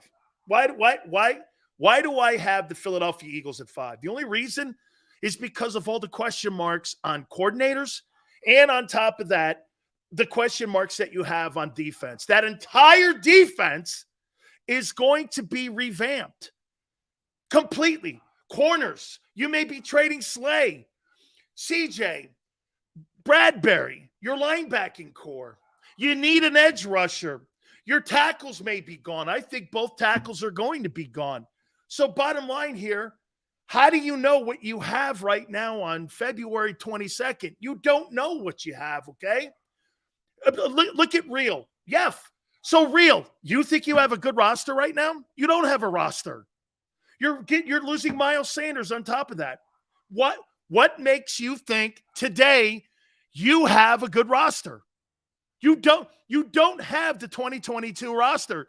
That roster's gone. That roster is completely gone. Okay? We're not losing our tackles. You're losing your defensive tackles. Fletcher Cox and Javon Hargrave are gone. Gone. I'm not sitting around when the Bears and the Patriots are going to pay me $18 million. Howie's not paying Javon Hargrave $18 million.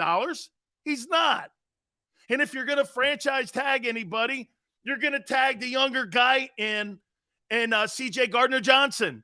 He's 26 years old. He's your number one priority. It's not Javon Hargrave. He's not your number one priority. You're losing both your tackles. Milton Williams and Jordan Davis might be your 2 defensive tackles in the 2023 season. Those are question marks. There's no certainty that those guys can play.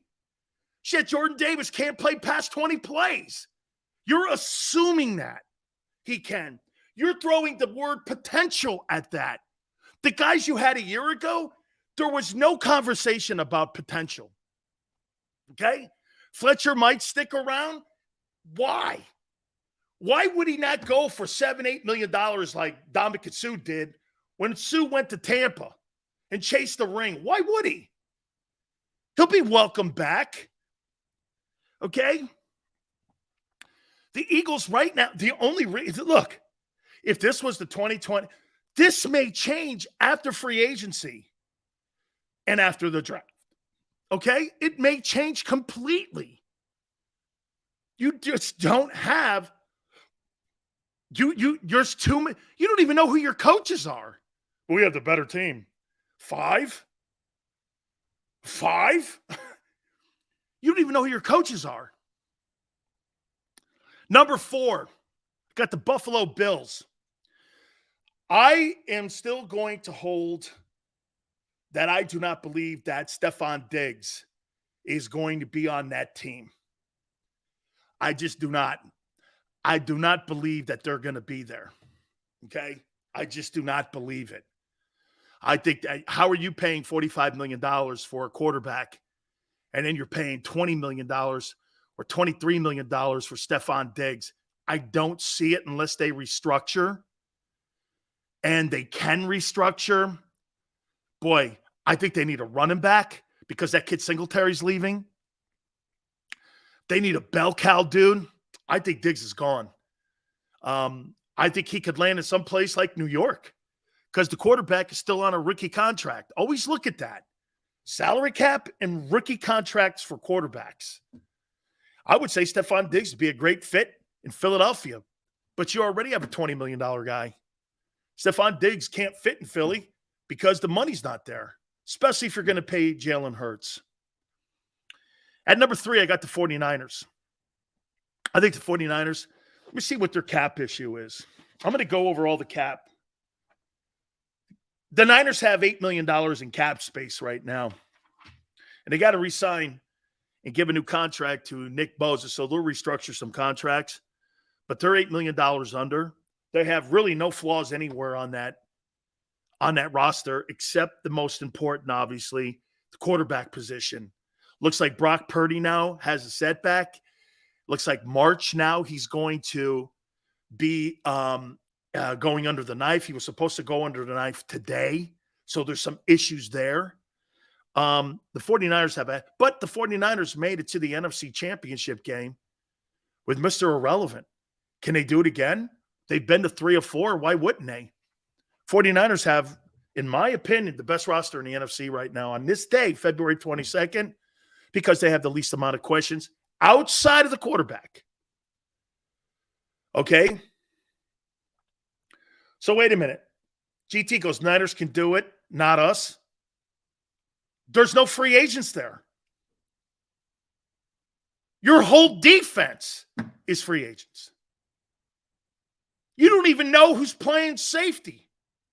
You don't even know who's playing linebacker. You don't know who's playing CB2. You don't know who your running back is. You don't know who your D tackles are. Common sense. We signed 70. I told you, if you sign 75% of your roster right now, okay, cost you $223 million, and that's if you pay Hurts $4 million. Can't do it. Okay, whatever, dude. Number 2, I got the Bengals. Bengals have I think their defense is one of the better defenses and most underrated defenses. They may cut Joe Mixon because guess why? Same situation in Cincinnati that they got going on in Philly. You got to sign this guy. So Mixon may be the odd guy out here. Okay? And they just gave Joe Mixon, I think, a new contract last year. So I think they've got to start moving guys around. And you're systematically, watch this, you're going to start seeing pieces in Cincinnati start to leave because they got to start paying that guy. The same situation is going to play itself out in Buffalo, Cincinnati, and in Philadelphia. This is not just a Philly thing. Okay? This is not just a Philly thing. Okay? Brian goes, we would have smoked the Bengals. Andy Reid, Mahomes. I wouldn't say smoke. Jalen played great, though. Personally, I think the Bengals are better as a roster than the Chiefs. I think they're better. They're better defense. Now, they're going to lose Bates. That defensive end is really good. I can't think of him, Tone. I think Hendrickson or something. I think he's very underrated. They got a good football team. I don't know about Zach Taylor, though. Okay, I don't know about Zach Taylor. I mean, but again, he's been to 2 straight AFC championship games. I probably think the Eagles probably would have beat that team. Okay, unless Burrow got hot. But then again, the Eagle defense got destroyed against great quarterbacks all year, and really for 2 years under Gannon. You never stopped a decent quarterback in your life. So don't act like you have. I mean, if Mahomes could do it, Burrow could do it. Mahomes is 3-1, or Burrow's 3-1 against Mahomes. Wasn't like he hasn't beaten that guy. So they're 1-1 in AFC championship games against each other. You're making it sound like Joe Burrow is more accomplished than Jalen. 2 years he's been to 2 AFC championship games. He's been with Super Bowl II. And that guy is going to get $65 million. I mean, he's 3-1 against Mahomes. Jalen's 0-2 versus him and in the Super Bowl. But Jalen's outplayed him. Has he? You mean he's got better numbers? Not completion percentage-wise.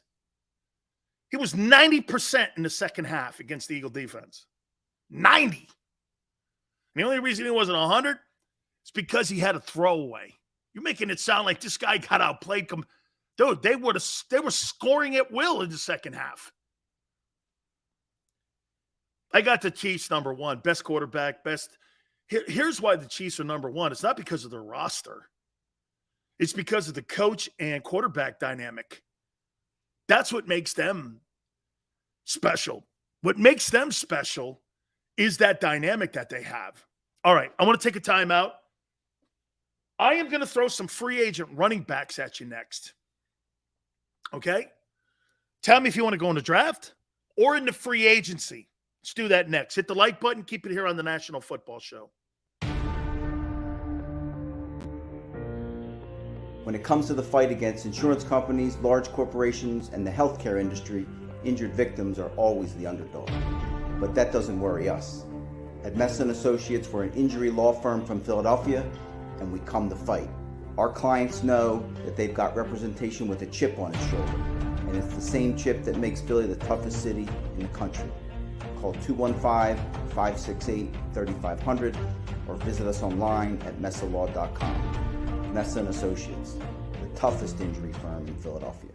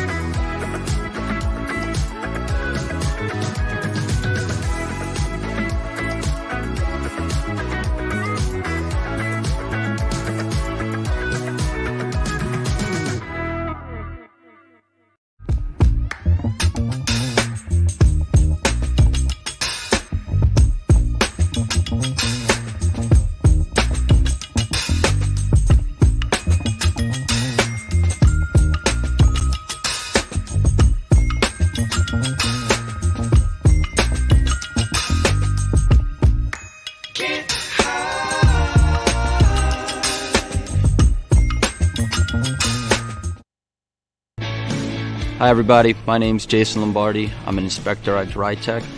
At DryTech we offer 3 major services, the first one being basement waterproofing, the second service we offer is foundation and structural repairs, and then the third service that we offer is mold remediation. If you feel you are having a waterproofing issue, give DryTech a call or check us out online.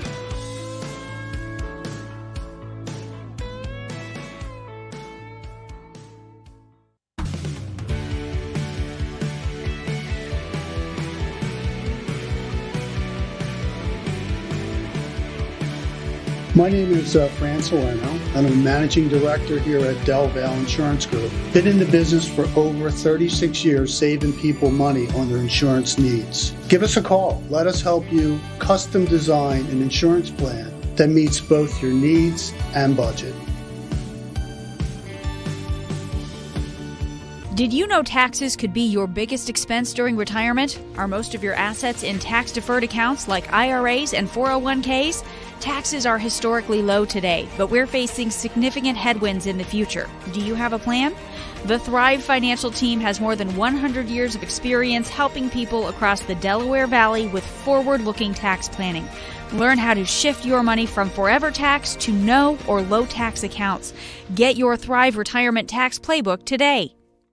Go for the beers, go for the cheers, go for the hit and the hits, go for the scene, go for the screens, go for the gallery, go for the win, go to Ocean.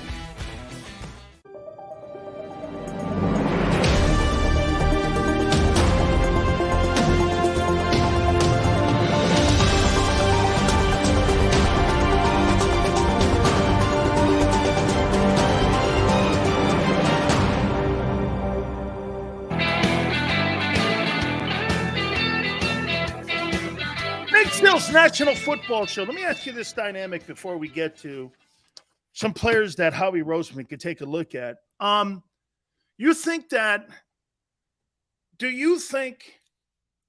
Eric Bieniemy not being on the sideline will have any impact on Patrick Mahomes and his development and the Chiefs this coming season? You think Bieniemy's absence will be felt on the sidelines? You know, Shady McCoy is the only guy throwing shade at Eric Bieniemy taking this Washington Commanders gig. See, to me, I don't think so. That's why he probably hasn't gotten the head coaching job.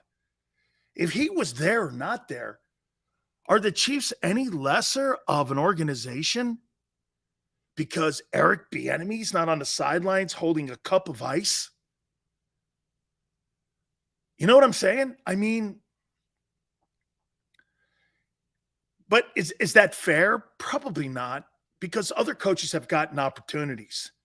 Like Tony Dungy said earlier this week, you know, other guys don't have to go through the scrutiny. I wonder why that dynamic is like that. Could it be his past? I guess so, a little bit, but and if he's good enough to be in the league for as many years as he's been, and Andy Reid speaks to him, Patrick Mahomes likes him. I don't know, man. Old news is old news to me. You know, sometimes, you know, in today's landscape, old news is new news, and old news is present news and never goes away to some. People talk about certain shit about people, like it happened yesterday, and they never can outrun it because people don't want certain people to outrun things. And maybe that's kind of what it is here. Is it because he's black and he's had issues in his past and he's with Andy Reid? Are all those not important factors one of the reasons why he hasn't gotten a head coaching job? Probably. You know what I mean? Probably. Black, past, no say in the offense. He's not really the play caller. Is all of that part of it? Probably. Okay, probably. So I guess when you put the whole soup together, you know what I mean? But I still think it's unfair. I see coaches, look at how did Brandon Staley get that job? I mean, was he really some superstar coordinator somewhere? I don't even know his name. And I think he's a suck-ass coach in Los Angeles. Okay? Andy Reid, for sure, Hall of Fame coach. By the way, I personally think, without a doubt, that I think now that he's solidified with that second Super Bowl, and plus now you're talking about 22 postseason wins. I think only Belichick has more wins than him when it comes to the postseason. You can make the argument Andy Reid is one of the greatest, next to Bill Walsh and maybe Joe Gibbs and guys like that were play-calling head coaches. You can make the argument, truly one of the best of all time, Andy Reid. Would we not agree that second half against the Eagles coaching was probably Reid's greatest moment as a coach? I thought his play calling was spectacular. I thought his situational play calling was spectacular. I actually thought something that I never thought I'd ever say about Andy Reid in my life. You know what that is? I thought he handled the clock well. Okay?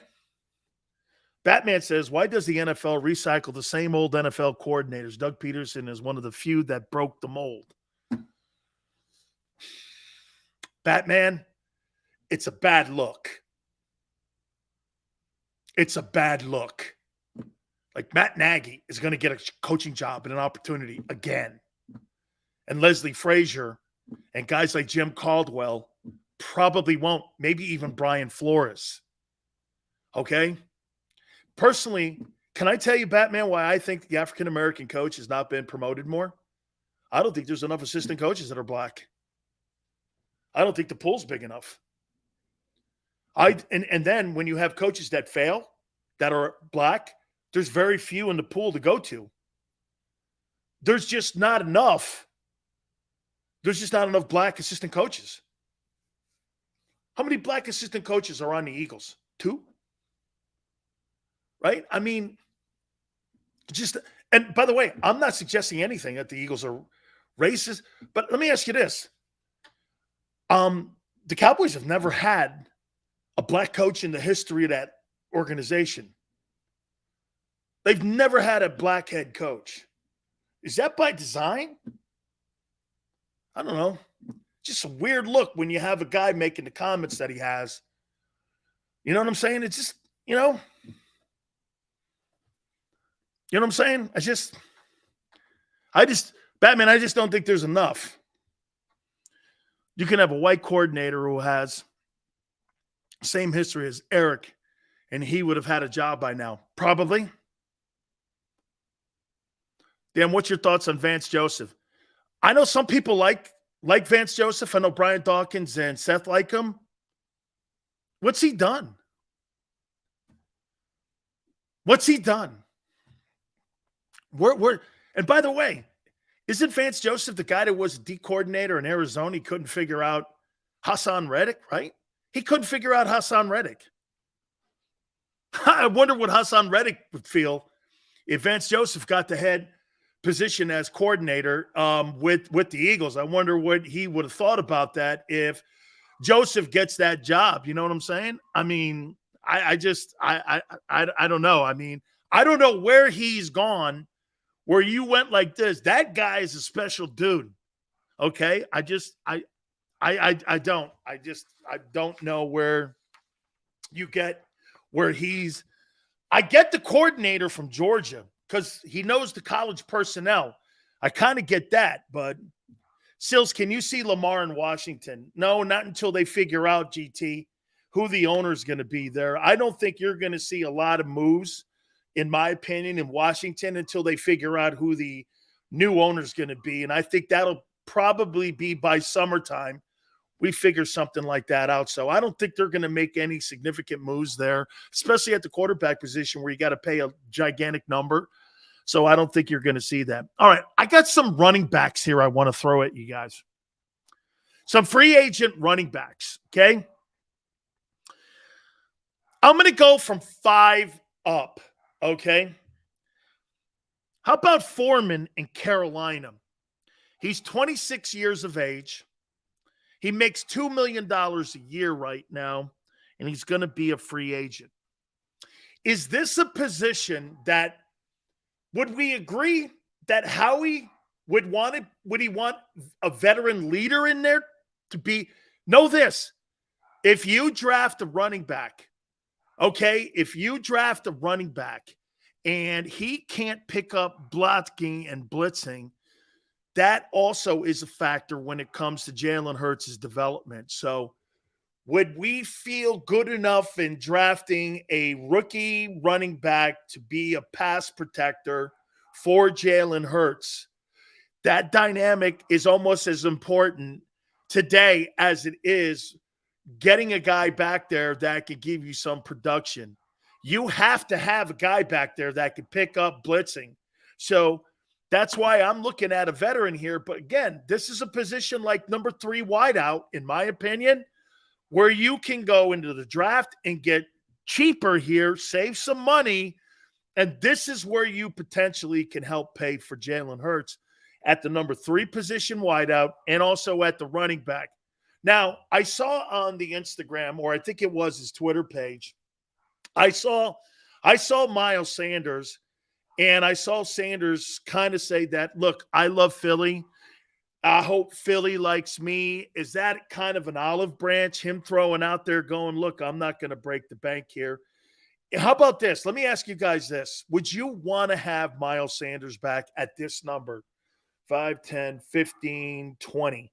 At $20 million over 4 years, would you want Miles Sanders back as a member of the Philadelphia Eagles for that number? $20 million over 4 years, okay? I mean, 5, 10, 15. Okay. That to me, Joseph, hang on. 4 years at $5 million? Tone goes, I would do that. What? Okay, so you want to go with inexperience and you want to go into the draft because you got to get cheaper. Is it because you want to pay Jalen? You're going to lose production. Don't you want to try to bring a starter back? If you can bring a starter back who had a Pro Bowl year at $5 million a year, wouldn't you want to be able to bring that guy back at that price? $5 million over 4 years.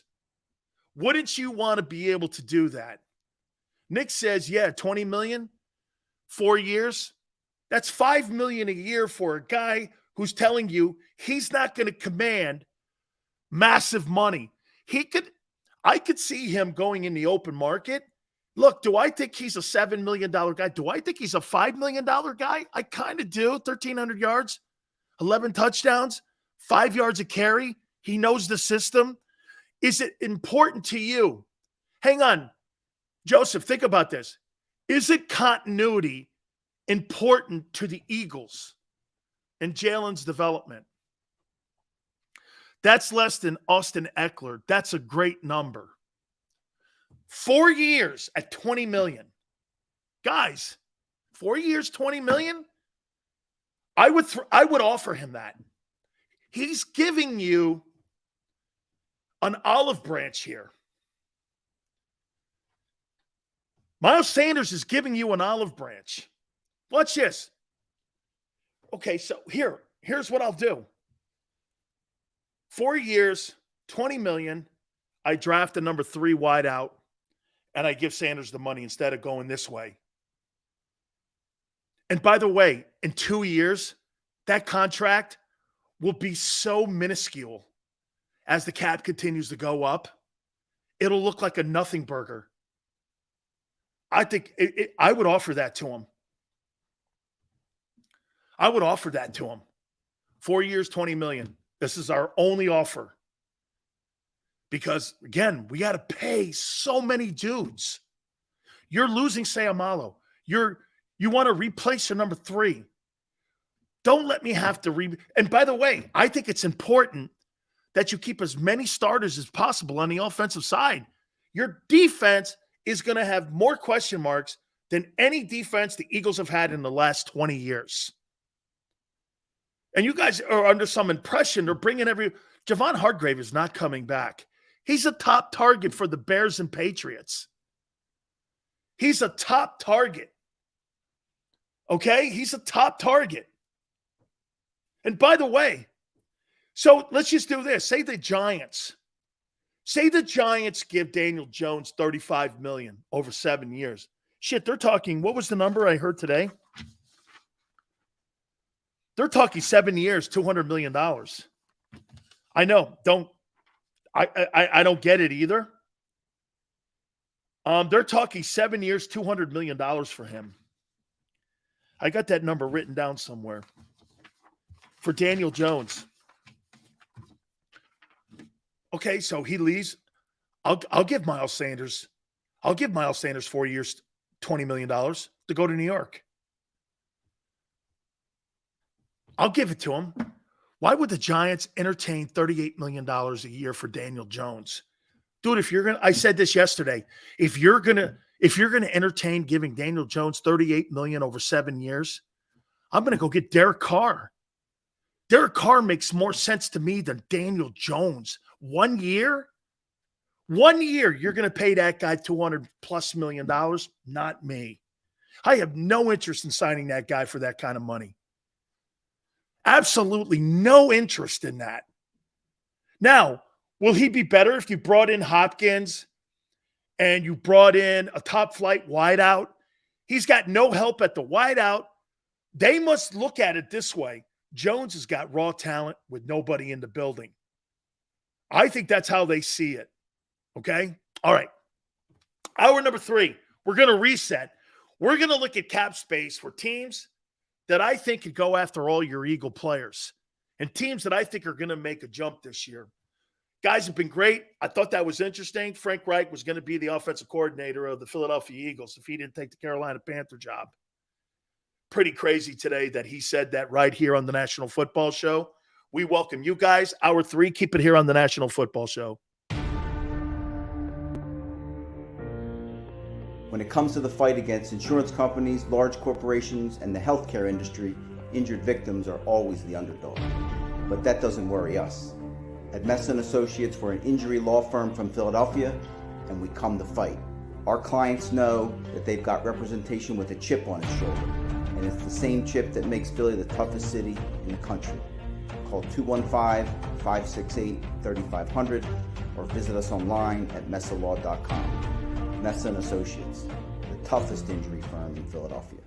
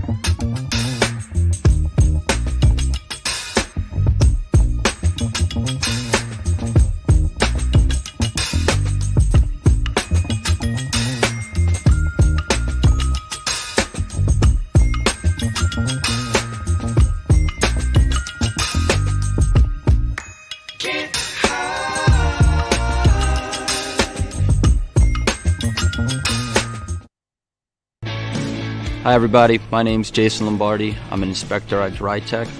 At DryTech we offer 3 major services, the first one being basement waterproofing, the second service we offer is foundation and structural repairs, and then the third service that we offer is mold remediation. If you feel you are having a waterproofing issue, give DryTech a call or check us out online.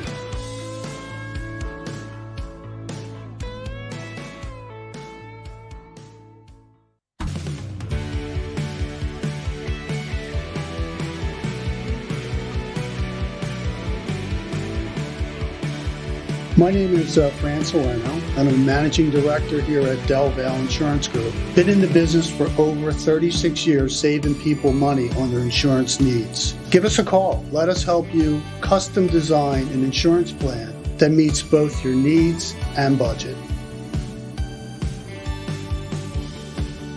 Did you know taxes could be your biggest expense during retirement? Are most of your assets in tax-deferred accounts like IRAs and 401ks? Taxes are historically low today, but we're facing significant headwinds in the future. Do you have a plan? The Thrive Financial team has more than 100 years of experience helping people across the Delaware Valley with forward-looking tax planning. Learn how to shift your money from forever tax to no or low tax accounts. Get your Thrive Retirement Tax Playbook today. Go for the beers, go for the cheers, go for the hit and the hits, go for the scene, go for the screens, go for the gallery, go for the win, go to Ocean.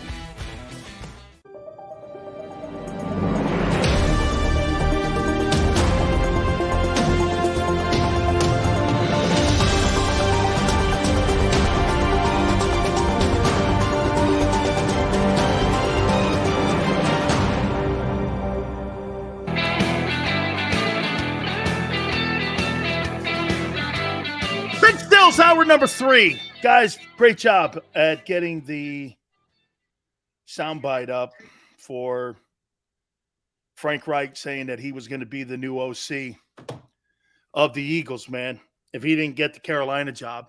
I love that. I love that fact. So get this. They must have had a conversation.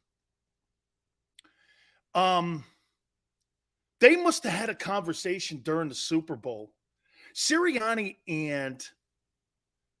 and Frank Reich must have had a conversation during the bye week, or when they had the bye week heading into the 49er game, and then again the bye week of the Super Bowl. Does that sound right? Yeah, they're friends. I know they go back a long way. As a matter of fact, yeah, you want to hear something? I didn't even know that Sirianni was the wide receiver coach with the San Diego Chargers when I was covering the Chargers for 1090. I had no idea he was the wideout coach. I had no idea he was there. I don't think Shane Steichen was there. This is when Frank Reich was the offensive coordinator for Mike McCoy. Mike McCoy was the head coach. Frank was the OC. It's funny, isn't it? Mike McCoy is now a coach down in Jacksonville for Doug Peterson. It's kind of funny how that whole thing goes back in circles, right? Jesse goes, Sills, do you believe in Kyle Shanahan? I'm going to put what Tone said about Kyle Shanahan. You just can't put your name on the test and say you passed. Giants, thank you very much. Hey, Giants. Giant, are you really a Giant fan? If you are, my uncle's a Hall of Famer in your organization. See that jersey behind me? Hold on. Got to dip. No, it's this one. Robustelli. That's Andy Robustelli's New York Giant Hall of Fame jersey in their Ring of Honor. See that right there? 81. That's his Ring of Honor. Look, that's his Ring of Honor jersey.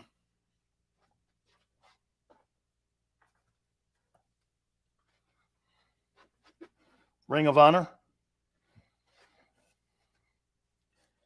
Robustelli. When he passed away, when he passed away, his brother had it, and his brother gave it to me, wanted me to have something.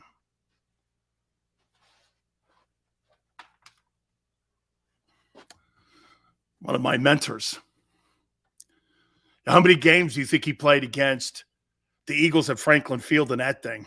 Well, they didn't have names on the back of the jerseys. That's a ceremonial jersey, but the Giant guys didn't have their names on the jerseys. But Robustelli played a ton of games at Franklin Field. But those Franklin Field Giant games were some of the greatest games of all time. I don't know if the Cowboys ever played at Franklin. They probably did in the 60s. They had to have played at Franklin because when was the Vet built? When was the Vet built in Philly? In the early 70s? Was the Vet built in 70? Like that, right? The Vet was 70, I thought. Okay? 72? Like that, around there, 72, 74. It was kind of built around that time, right? It was kind of around October of 67. Holy shit, I didn't realize it was that old a Vet. I thought it was built in the 70s. 67. Vet's first year, 1871. Just after the Civil War, right? They used to put munitions in there. That's a good old rivalry, man. Absolutely. They broke ground in 67 and opened it in 71. Okay. I kind of thought it was early 70s. I don't know why I remembered it was early 70s because I told you guys this story years ago. Joe, you'll like this.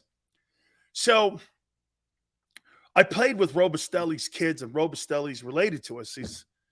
He's a family member. And when I was a young kid, I went up to New Haven, and I used to go up with Mike and Chris Robustelli, and we used to put the cones. My grandpa would let me go up. This is when we weren't going to the Danbury Fair races. And we would put the cones up. I did it for a couple games when they played in New Haven.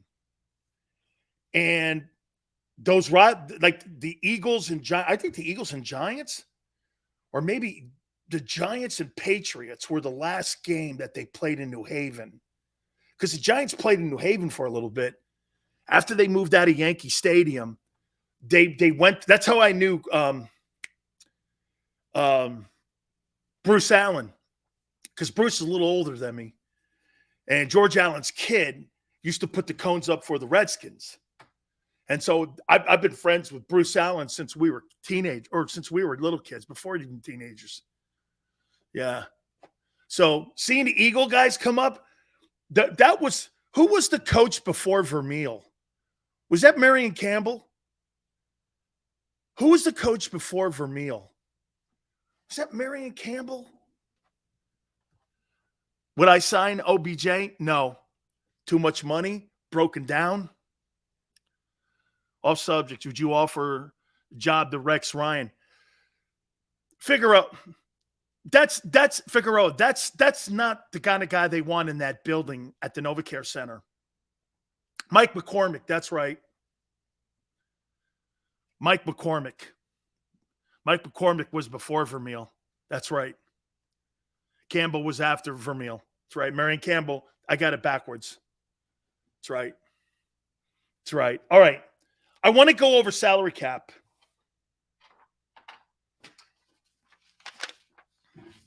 And this gets you, guys, this gets you ready for free agency and what to expect.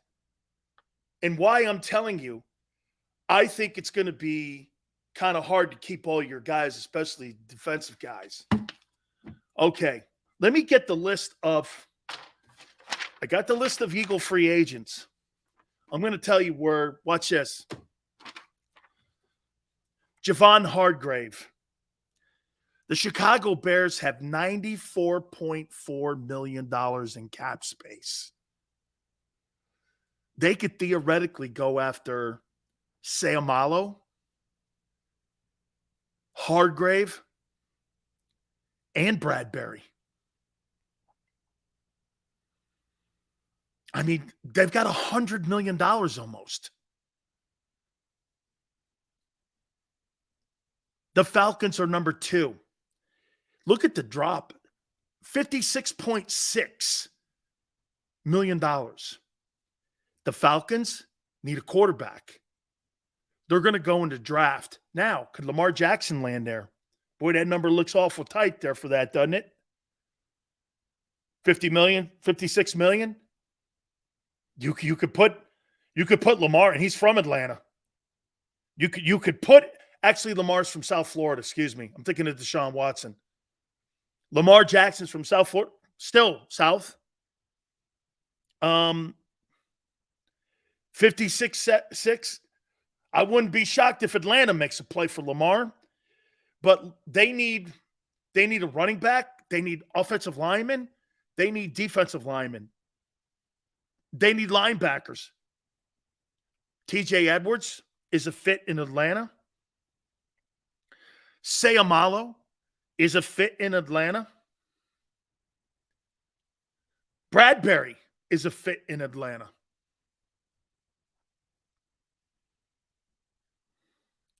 Raiders at number 3 at 48-4. Raiders need a quarterback. Aaron Rodgers fit there? Boy, I'd go after Garoppolo. He's cheaper. And then I could build my team. Jimmy Garoppolo's only going to cost me $25 million. Dude, why would I bring in Aaron Rodgers at 50? In 15, you got a $20 million wide receiver in Devontae Adams. Does that even make sense? They need a quarterback. Garoppolo makes sense there. Lamar Jackson, Las Vegas. I don't see it. That'd be a good fit though. There's a lot of talent. They got a great tight end. Jacobs is gone. I don't know why the Raiders suck. It's got to be the organization. I'm with you, Yale. If I'm the Vegas Raiders, I've got to plug holes kind of the same way that the Eagles and 49ers have. And I'm going to go into the draft with I might go into the draft and draft a quarterback if I'm the Raiders. Yeah. McDaniels, too, could be the issue. The Giants. This is the interesting one. The Giants are number 4 at $37.6 million. Who off the Eagles makes sense there? CJ? Would you bring Bradbury home? Probably not. I'll take CJ, though. I'll take Hargrave. Put him right next to Lawrence. But I don't think they'll go there with I don't think that's a market for Hargrave. They need linebackers. They need a wideout. They may need a running back. Miles Sanders have a market there. I would sign Sanders if I was the Giants. You know why? Weakens my divisional opponent, and I get a good player at $20 million over 4 years, and you guys don't want to sign him for that. The Giants will. The Giants will sign him for that. Number 5, the Texans. Shit, the Texans need a ton of help. Giants have X, McKinney, Jay Love at safety. They may snag Edwards or White. Makes sense? The Texans need help everywhere, 35-6. Plus, they've got draft capital. They're going to go into the draft more than anything in free agency. They're going to want to build that war chest up. I don't think you're going to see a lot of free agent movement because they still haven't figured out the quarterback yet. You know, it's pretty hard to build. Look, the 49ers and the Eagles built their – let's be fair. The 49ers and the Eagles built their football team not knowing the question marks at quarterback. This is the first year in 3 years the Eagles have answered the question at quarterback. Don't make it sound like you guys had the answer the whole time. You didn't. You built your roster not knowing. That's the only reason you built that roster up. You didn't know. 7 months ago, you had question marks if Hurts was the guy. Coming off a very average year, you had question marks. Now that you have answered that, it's the first year. How many years? How many years do you think this is now that you now have answered that question about the quarterback? See, 21, 20, 19, 18. This is the first time in 4 years you've answered the question at quarterback. Don't make it sound like you had the answer the whole time. Okay? It's the first year.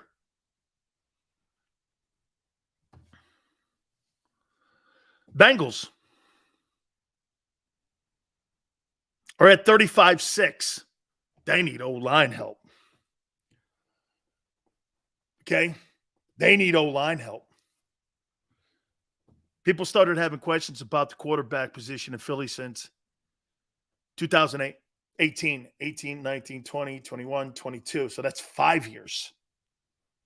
Well, 5 years. Because going into the season, we didn't think Jalen was the guy. He had to prove it. He did. So it was going into the 5th year. Man, 5 years? And you just figured it out. That's why you built your roster up. I see them getting Sayamalo. I think the Giants could land Sayamalo. They need offensive line help in New York.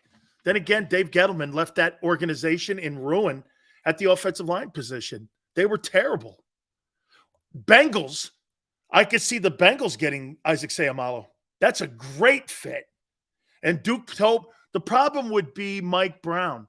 Mike Brown paid $14 million for Isaac Sayamalo. Played in Philly, started on the best O-line, coached by Stoutland, has a Super Bowl ring and 2 NFC championship rings. That's a pretty damn good resume for a 30-year-old offensive guard. Boy, Isaac Sayamalo and the Bengals are made for one another. And they got the money. And they need to protect Joe Burrow better. The Patriots are at 33.7. They need a wideout. DeAndre Hopkins makes sense there for me. Okay?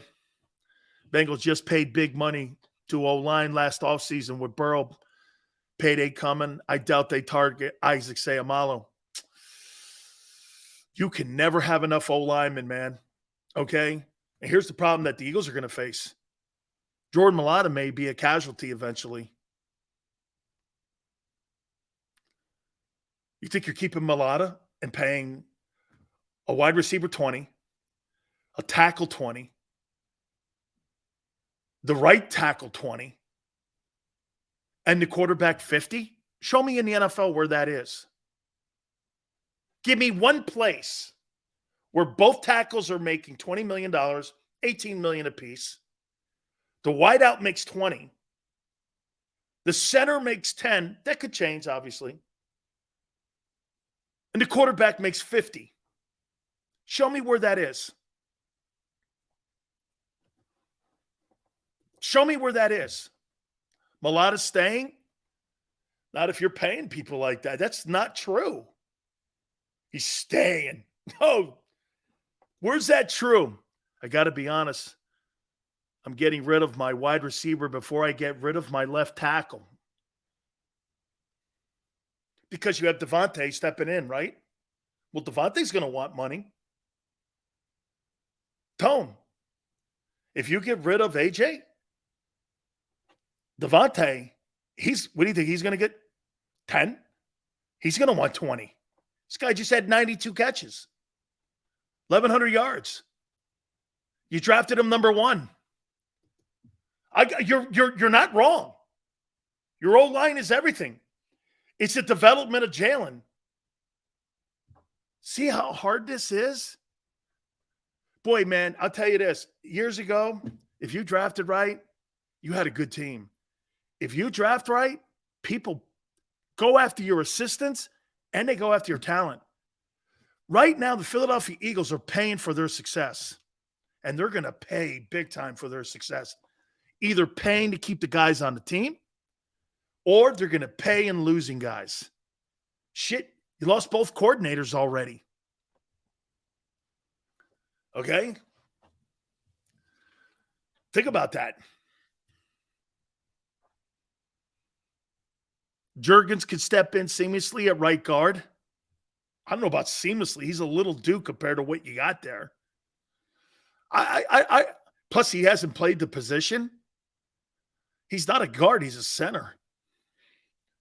GT, Howie's the man. Kind of. I see him. Dude, it doesn't matter if he's the man. Was he the man when the team had 4 wins? What was the man then? He lit his own house on fire, and he built it up, and you give him credit for lighting his house on fire and building it back up. I guess so.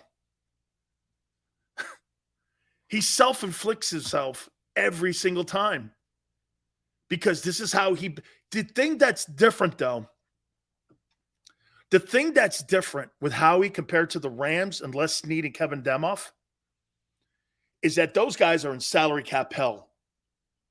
Okay, they're in hell. Howie's not in hell. Howie, and plus this year they got the Alshon Jeffries deal finally off the contract of the dead money. So, no one's perfect. I get it, but he does light his house on fire. Cobra goes, Sills, I get we're going to lose guys. Happens. When you have to pay your quarterback, you're just beating a dead horse. No, because free agency is starting.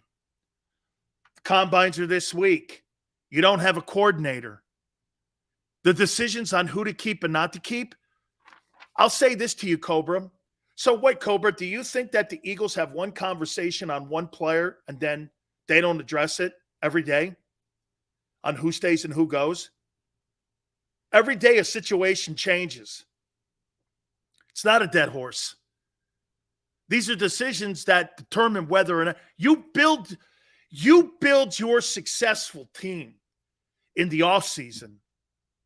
You build the championship team in the offseason. The Eagles built the best roster in the offseason. Are we all in agreement of that? And then the players played it out. But they built it to trade with AJ. the signing of Reddick. How about that 10 days to the start of the season? Miraculously, hey, Cobra, according to you, we shouldn't talk about how Howie had a guy parachute into his lap and into his hands. Gardner Johnson was on the team for 9 days. I want to show you something, how crazy of a thought that is. Gardner Johnson was a Saint 9 days before the start of the season. Now he's going to get paid $14.4 million. That decision that Howie Roseman made with the Saints and Mickey Loomis will pay C.J. Gardner Johnson $14 million. Real goes, he could be franchise. Well, real, that's the franchise tag for safeties. 14-4. He went from 9 days out to the start of the season, making $826,000 a year, to landing in Philly, co-interception guy in the league, Cobra, to $14.4 million. Think about how many times they had a conversation about bringing him in or not. They didn't just address it once. See, I'm talking to you kind of like Seth talked to you yesterday. I've been in organizations that were dealing with trades. I've talked to people. Coach Johnson gave me the whole layout how the Herschel Walker deal happened and why Jimmy went that route. I'll tell you here, get this, guys. I'll give you an instance in how. What do you think the number one value? Yeah, I probably think you know this. What do you think the number one value was on the Herschel Walker trade? That Jimmy sent a 1,500-yard back. Know this. Herschel had 1,500 yards rushing, 780 yards receiving, was an all-pro, and Jimmy dealt him. What was the value? Yale goes, it turned them around. Brian, the draft picks. Do you know that the NFL changed the rules after that trade? With all of those draft picks, 7 picks. Hey, do me a favor, Tone, if you can, put up the draft picks they got. They weren't draft picks. They were players. But back then, if they didn't play, the team got the pick for what they designated. So all those players became draft choices. Jimmy marched every single Minnesota Viking player into his office and said this: you're never going to play a down in Dallas for me. Not one of you. I want the picks. Every one of those guys never played a down in Dallas. Jimmy got the picks. That's what he wanted. He didn't want the players. He wanted the picks. Not one guy.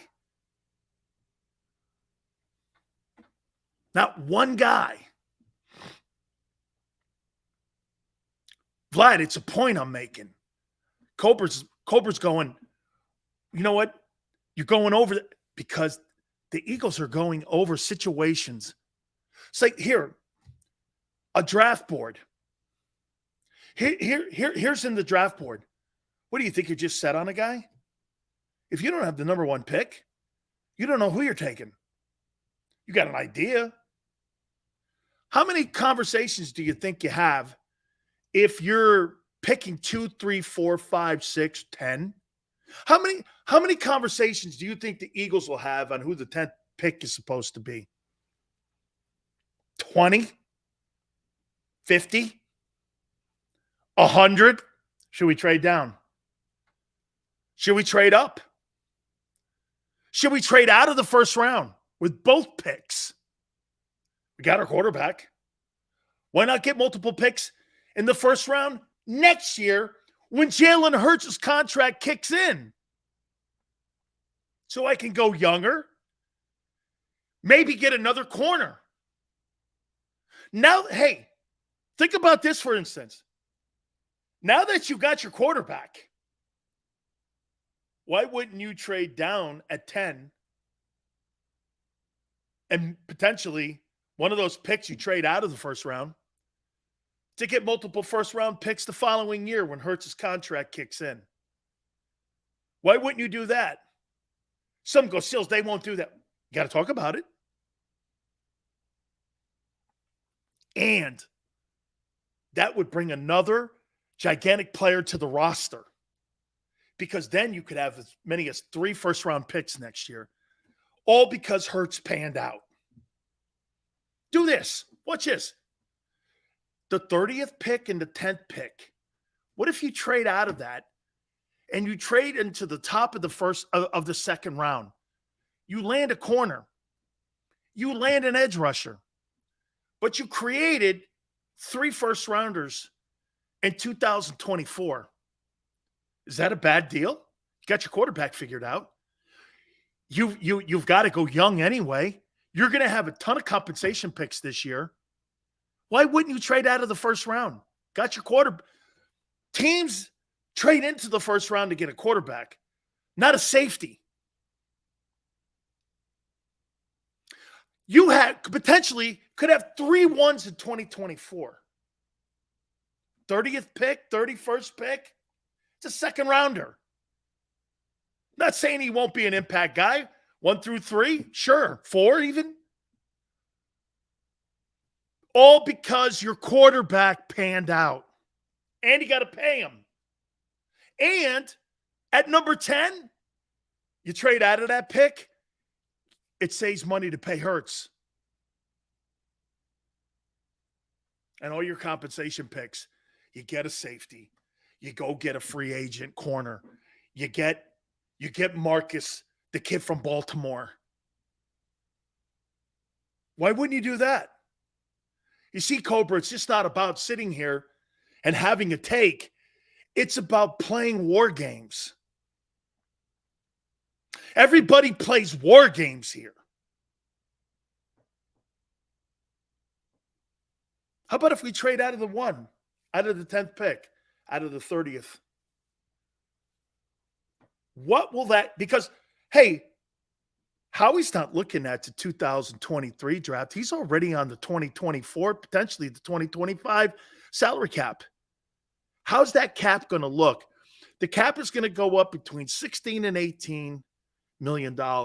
So over the next 2 years, the cap is basically going to go up around $40 million. We're going to be able to leverage the fact that the cap is going up. We can pay Hurts. Where are our needs? We're going to have multiple compensation picks, ton of third-round picks, ton of them. Should we trade out of 10? 10th pick's going to cost you some money. You trade down or out, cost you nothing. And you get the compensation pick, and you get a first-rounder. I don't know. All that comes back to this, though. How much do you count on Nakobe Dean and Jordan Davis and Juergens and these guys on who you drafted last year to step into your role this year? You see, Cobra, that's the war game you're playing. Do I believe Dean could step in? Is Davis going to be able to play more than 20 plays? Does that give me the ability to move out of the first round or up?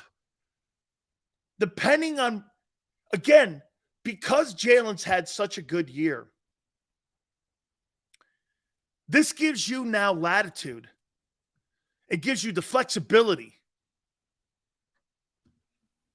to be able to go through. Because watch this. If your quarterback sucks, you're in the first round. And you know why teams always fail at picking a quarterback? Because they're forced into it.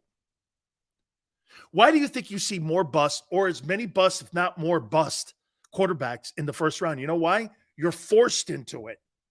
Once you got that quarterback position cemented, you've got the leverage and latitude and flexibility to do anything you want. Look at how many years the Jets have been in like quarterback dungeon or the landfill of quarterbacks. They're constantly forced into it. They're forced into this kid from BYU. He stinks. Look at all the quarterbacks, since Vinny. And he wasn't even a Jet. He was a Buck, probably since Richard Todd. Chad Pennington, maybe. Pennington did win a division title, but that was the year Brady got hurt. Figueroa goes, what would you do honestly? I got to wait and see. Furman, I really think this still all is predicated on how they handle Jalen Hurts. What do you do? Do you play a little game of chicken with him by saying this? And both sides have been saying this. Hey, we got plenty of time. Got another year. It's all good. Don't worry. That's nice for the public.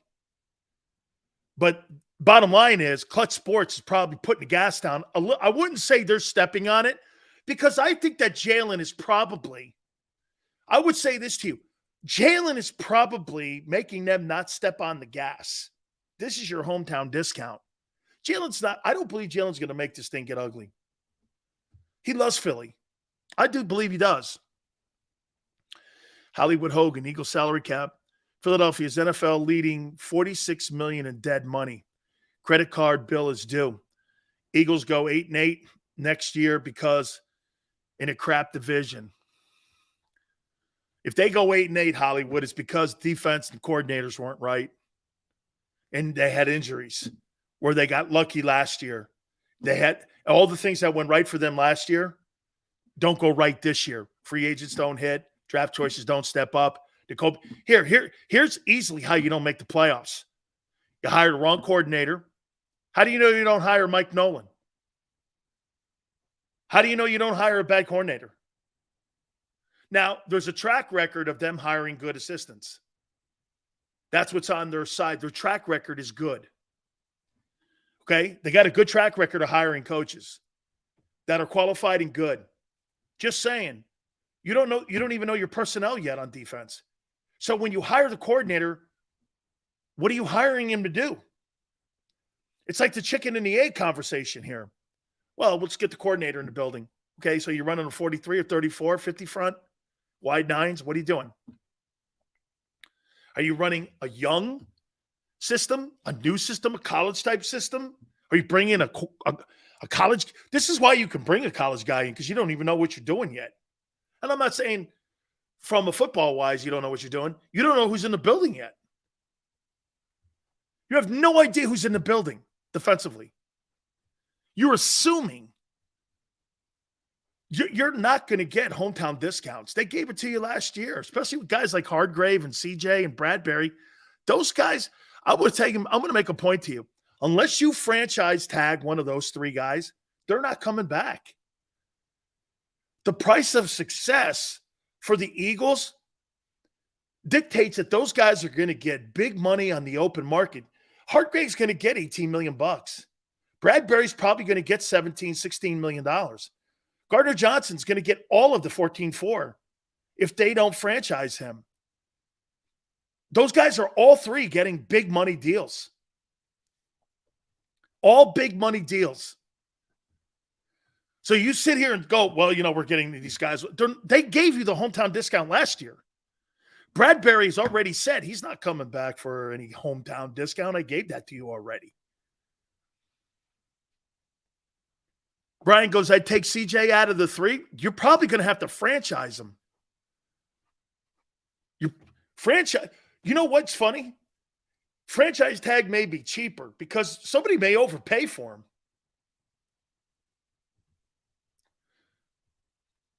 Man goes, Dan, what's a hometown discount? They gave it to you already. They played under a one-year deal, under market value. They already did. Jalen Hurts gave you the hometown discount. Why in the world, we talked about this with Seth yesterday, why in the world would Jalen Hurts take a hometown discount when he played on a second round deal last year? You want him to take another discount? Why? Because he's a good dude and loves Philly? That's not how it works. There's very few people in that building that are loyal to you. If I hear someone mention hometown discount one more time, I'm going to lose it. Hey, Tone knows, man. That team was built on hometown discounts. You want to know something? You guys went to a yard sale and you found a Rembrandt. Now it's time to sell the Rembrandt. You're not going to buy the Rembrandt for what you bought it at the yard sale. Would you sell your Rembrandt for what you bought it for? Say you bought a Rembrandt for $1,000. Turned out you found he was a Rembrandt. And you found out it was $10 million. You selling it for what you bought it at the yard sale? That's how the players look at it. That team was a dollar store of the NFL a year ago. Turns out there were Rembrandts and Michelangelos and, you have Picassos. And all of a sudden, you're looking at this whole, you're looking at this museum filled with great masterpieces. Well, you got to pay for that. You got to pay for that. Oh, no, we're just going to sell it for what I bought it for at the yard sale right around the corner there on Royal Crest Drive. What?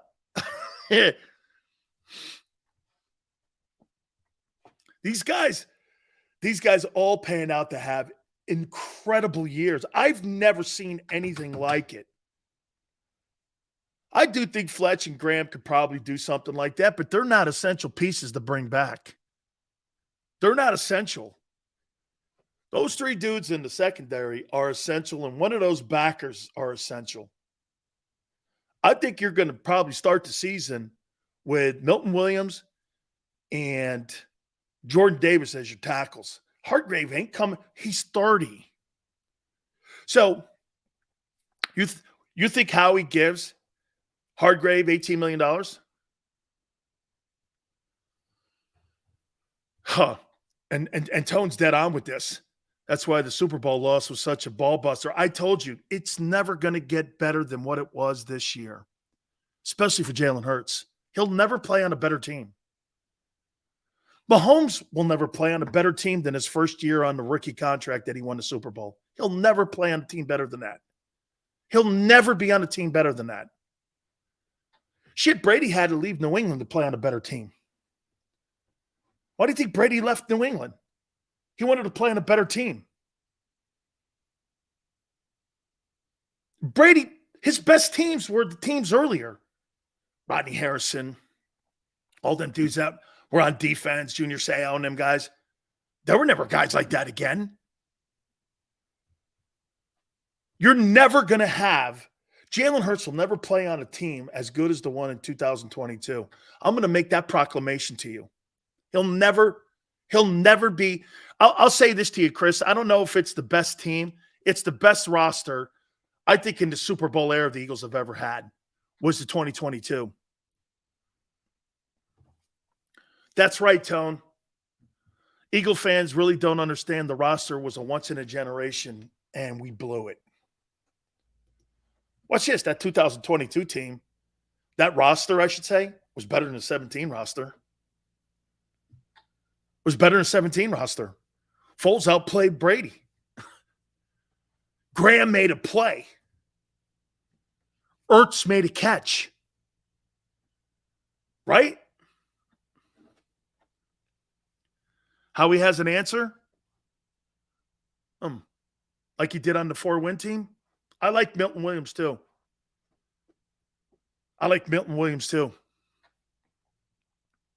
Chris, I agree with you, man. I agree. Dead cap hit, $15 million. The Eagles re-signed Cox on a one-year deal, $14 million, but the dead money comes from pushing millions back in dummy years over the past 5 years. That's right. See, people don't bring this up with Roseman. Roseman's got a ton of dead cap money. Got a ton of dead cap money. Moving deals around. Shit, that Alshon Jeffries deal was on there for 3 extra years. All right, let's do this. Please hit the like button. Got some NFL news. Keep it here on the National Football Show. When it comes to the fight against insurance companies, large corporations, and the healthcare industry, injured victims are always the underdog. But that doesn't worry us. At Messon Associates, we're an injury law firm from Philadelphia, and we come to fight. Our clients know that they've got representation with a chip on its shoulder, and it's the same chip that makes Philly the toughest city in the country. Call 215-568-3500 or visit us online at messalaw.com. Messon Associates, the toughest injury firm in Philadelphia.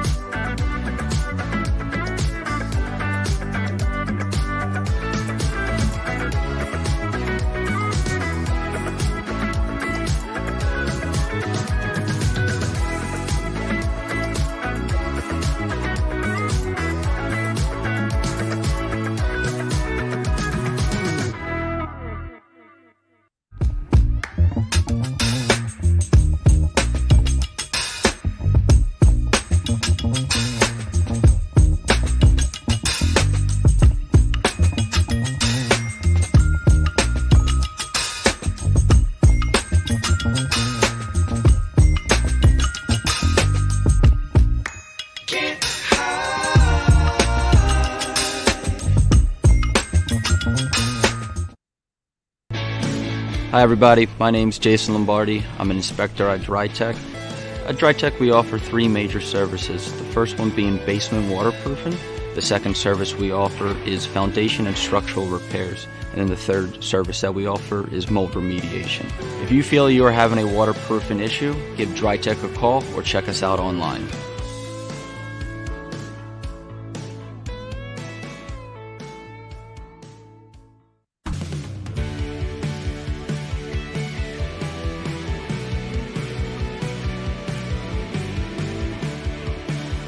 My name is Fran Sileo. I'm a managing director here at Del Valle Insurance Group. Been in the business for over 36 years, saving people money on their insurance needs. Give us a call. Let us help you custom design an insurance plan that meets both your needs and budget.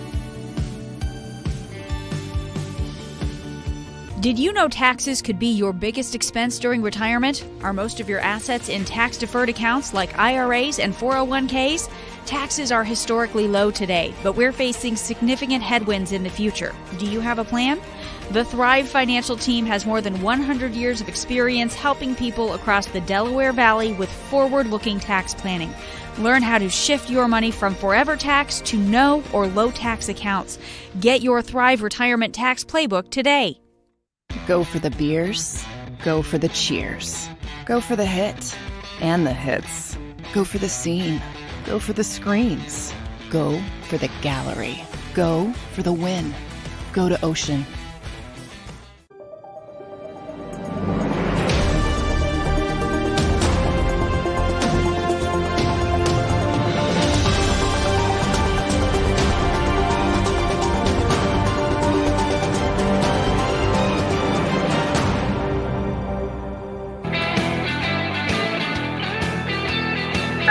National Football Show, appreciate it. Let me put on my dude looks horrible. So let me put on the Big Sills hurricane gear. Let's go there with this. My dude looks terrible. I just got an email from one of my hometown boys, Jim Colford. He and I have been kind of like at arm's length for a couple of years. It's been a bit. He's my best friend. He was my best friend. I had no money. He took care of me every single day we went out. Every day of my life, he took me out, picked me up. We went places. We had a blast.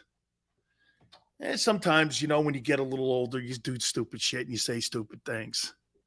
He was best friends with a guy that we had a rivalry with. My friend Tony Brown was dear. By the way, we've had Jim Kelly on. Jim loved Tony Brown. By the way, Charles Barkley and this guy were boys. Owner of the Angels, too. All these guys years later telling me how they were friends. And Tony's son now is at Cal. It does, Yale. Stuff like that happens. But that guy, man, so to like have – I still say this. Even though he and I haven't spoken in a bit, he's still my best friend. Will always be. I'm just one of those guys, though, man. Sometimes, hey, I've actually punched this guy in the face over a chick. Just so you know, I mean, he's talking shit on me one time, and we're in the car, and I reached over, popped him in the chin. He goes, over a chick. I go, yeah, I guess so. Oh, man, did I get in a whole ton of shit with that guy. No more, Jim. That's it. I'm not going to tell any more hidden secrets about you and me. This guy took me to Studio 54. I'll show you how old Big Sales is. The Palladium, the China Room. But you know what he was, though? He was always a guy that used to always stir the shit between me and Tony. Tony played at Pitt, was an NFL guy himself, played with the Bills. And he played, I think Tony played 4 years at Pitt, played with Freilich and them guys. What are you going to do, right? That's how I look at it.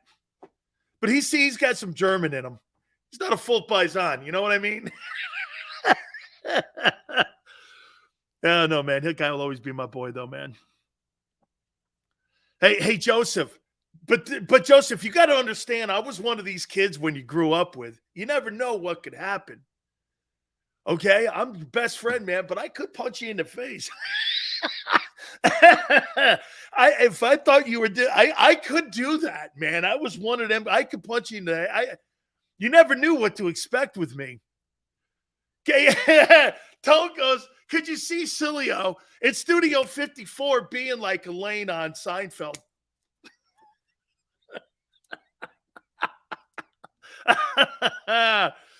Oh man.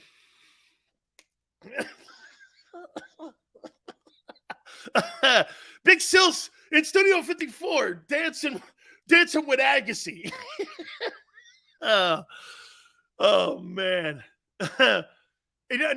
Hey, Tony, you always have to worry. Never have to worry about a paisan. I don't have white guy hips.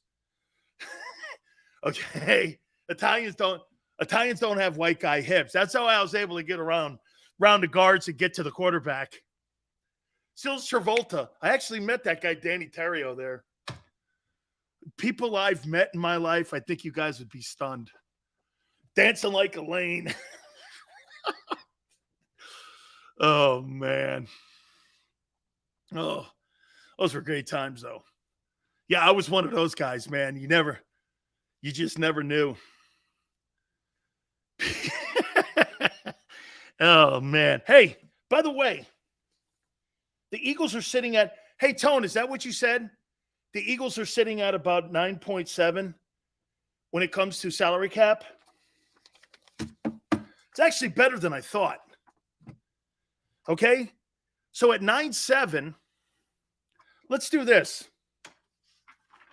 9.7, I think it's around 8. Okay, an actual cap money movement. But let's just say 9. Restructure the contract, get $10 million off of Lane. If you want to do the whole thing with Slay, might make him easier to trade too. You could get $14 million off that. Restructure Mulata. Get about 5. Are you hoping Kelsey comes back? That's 10 to 12. Are you hoping Kelsey comes back? I'm greedy. I want him back. Are you hoping he comes back? So far right now, I've got $19 million. I'm hoping Kelsey comes back too. So 19 plus 9, you got $27 million you've created in cap space.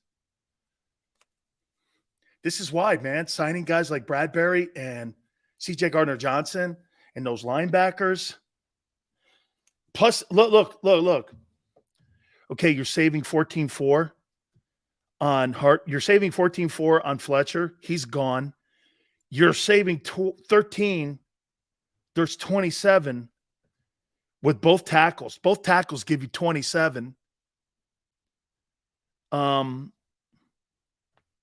There's 27 on top of the 27. There's $54 million. But you got a draft coming up with all those picks.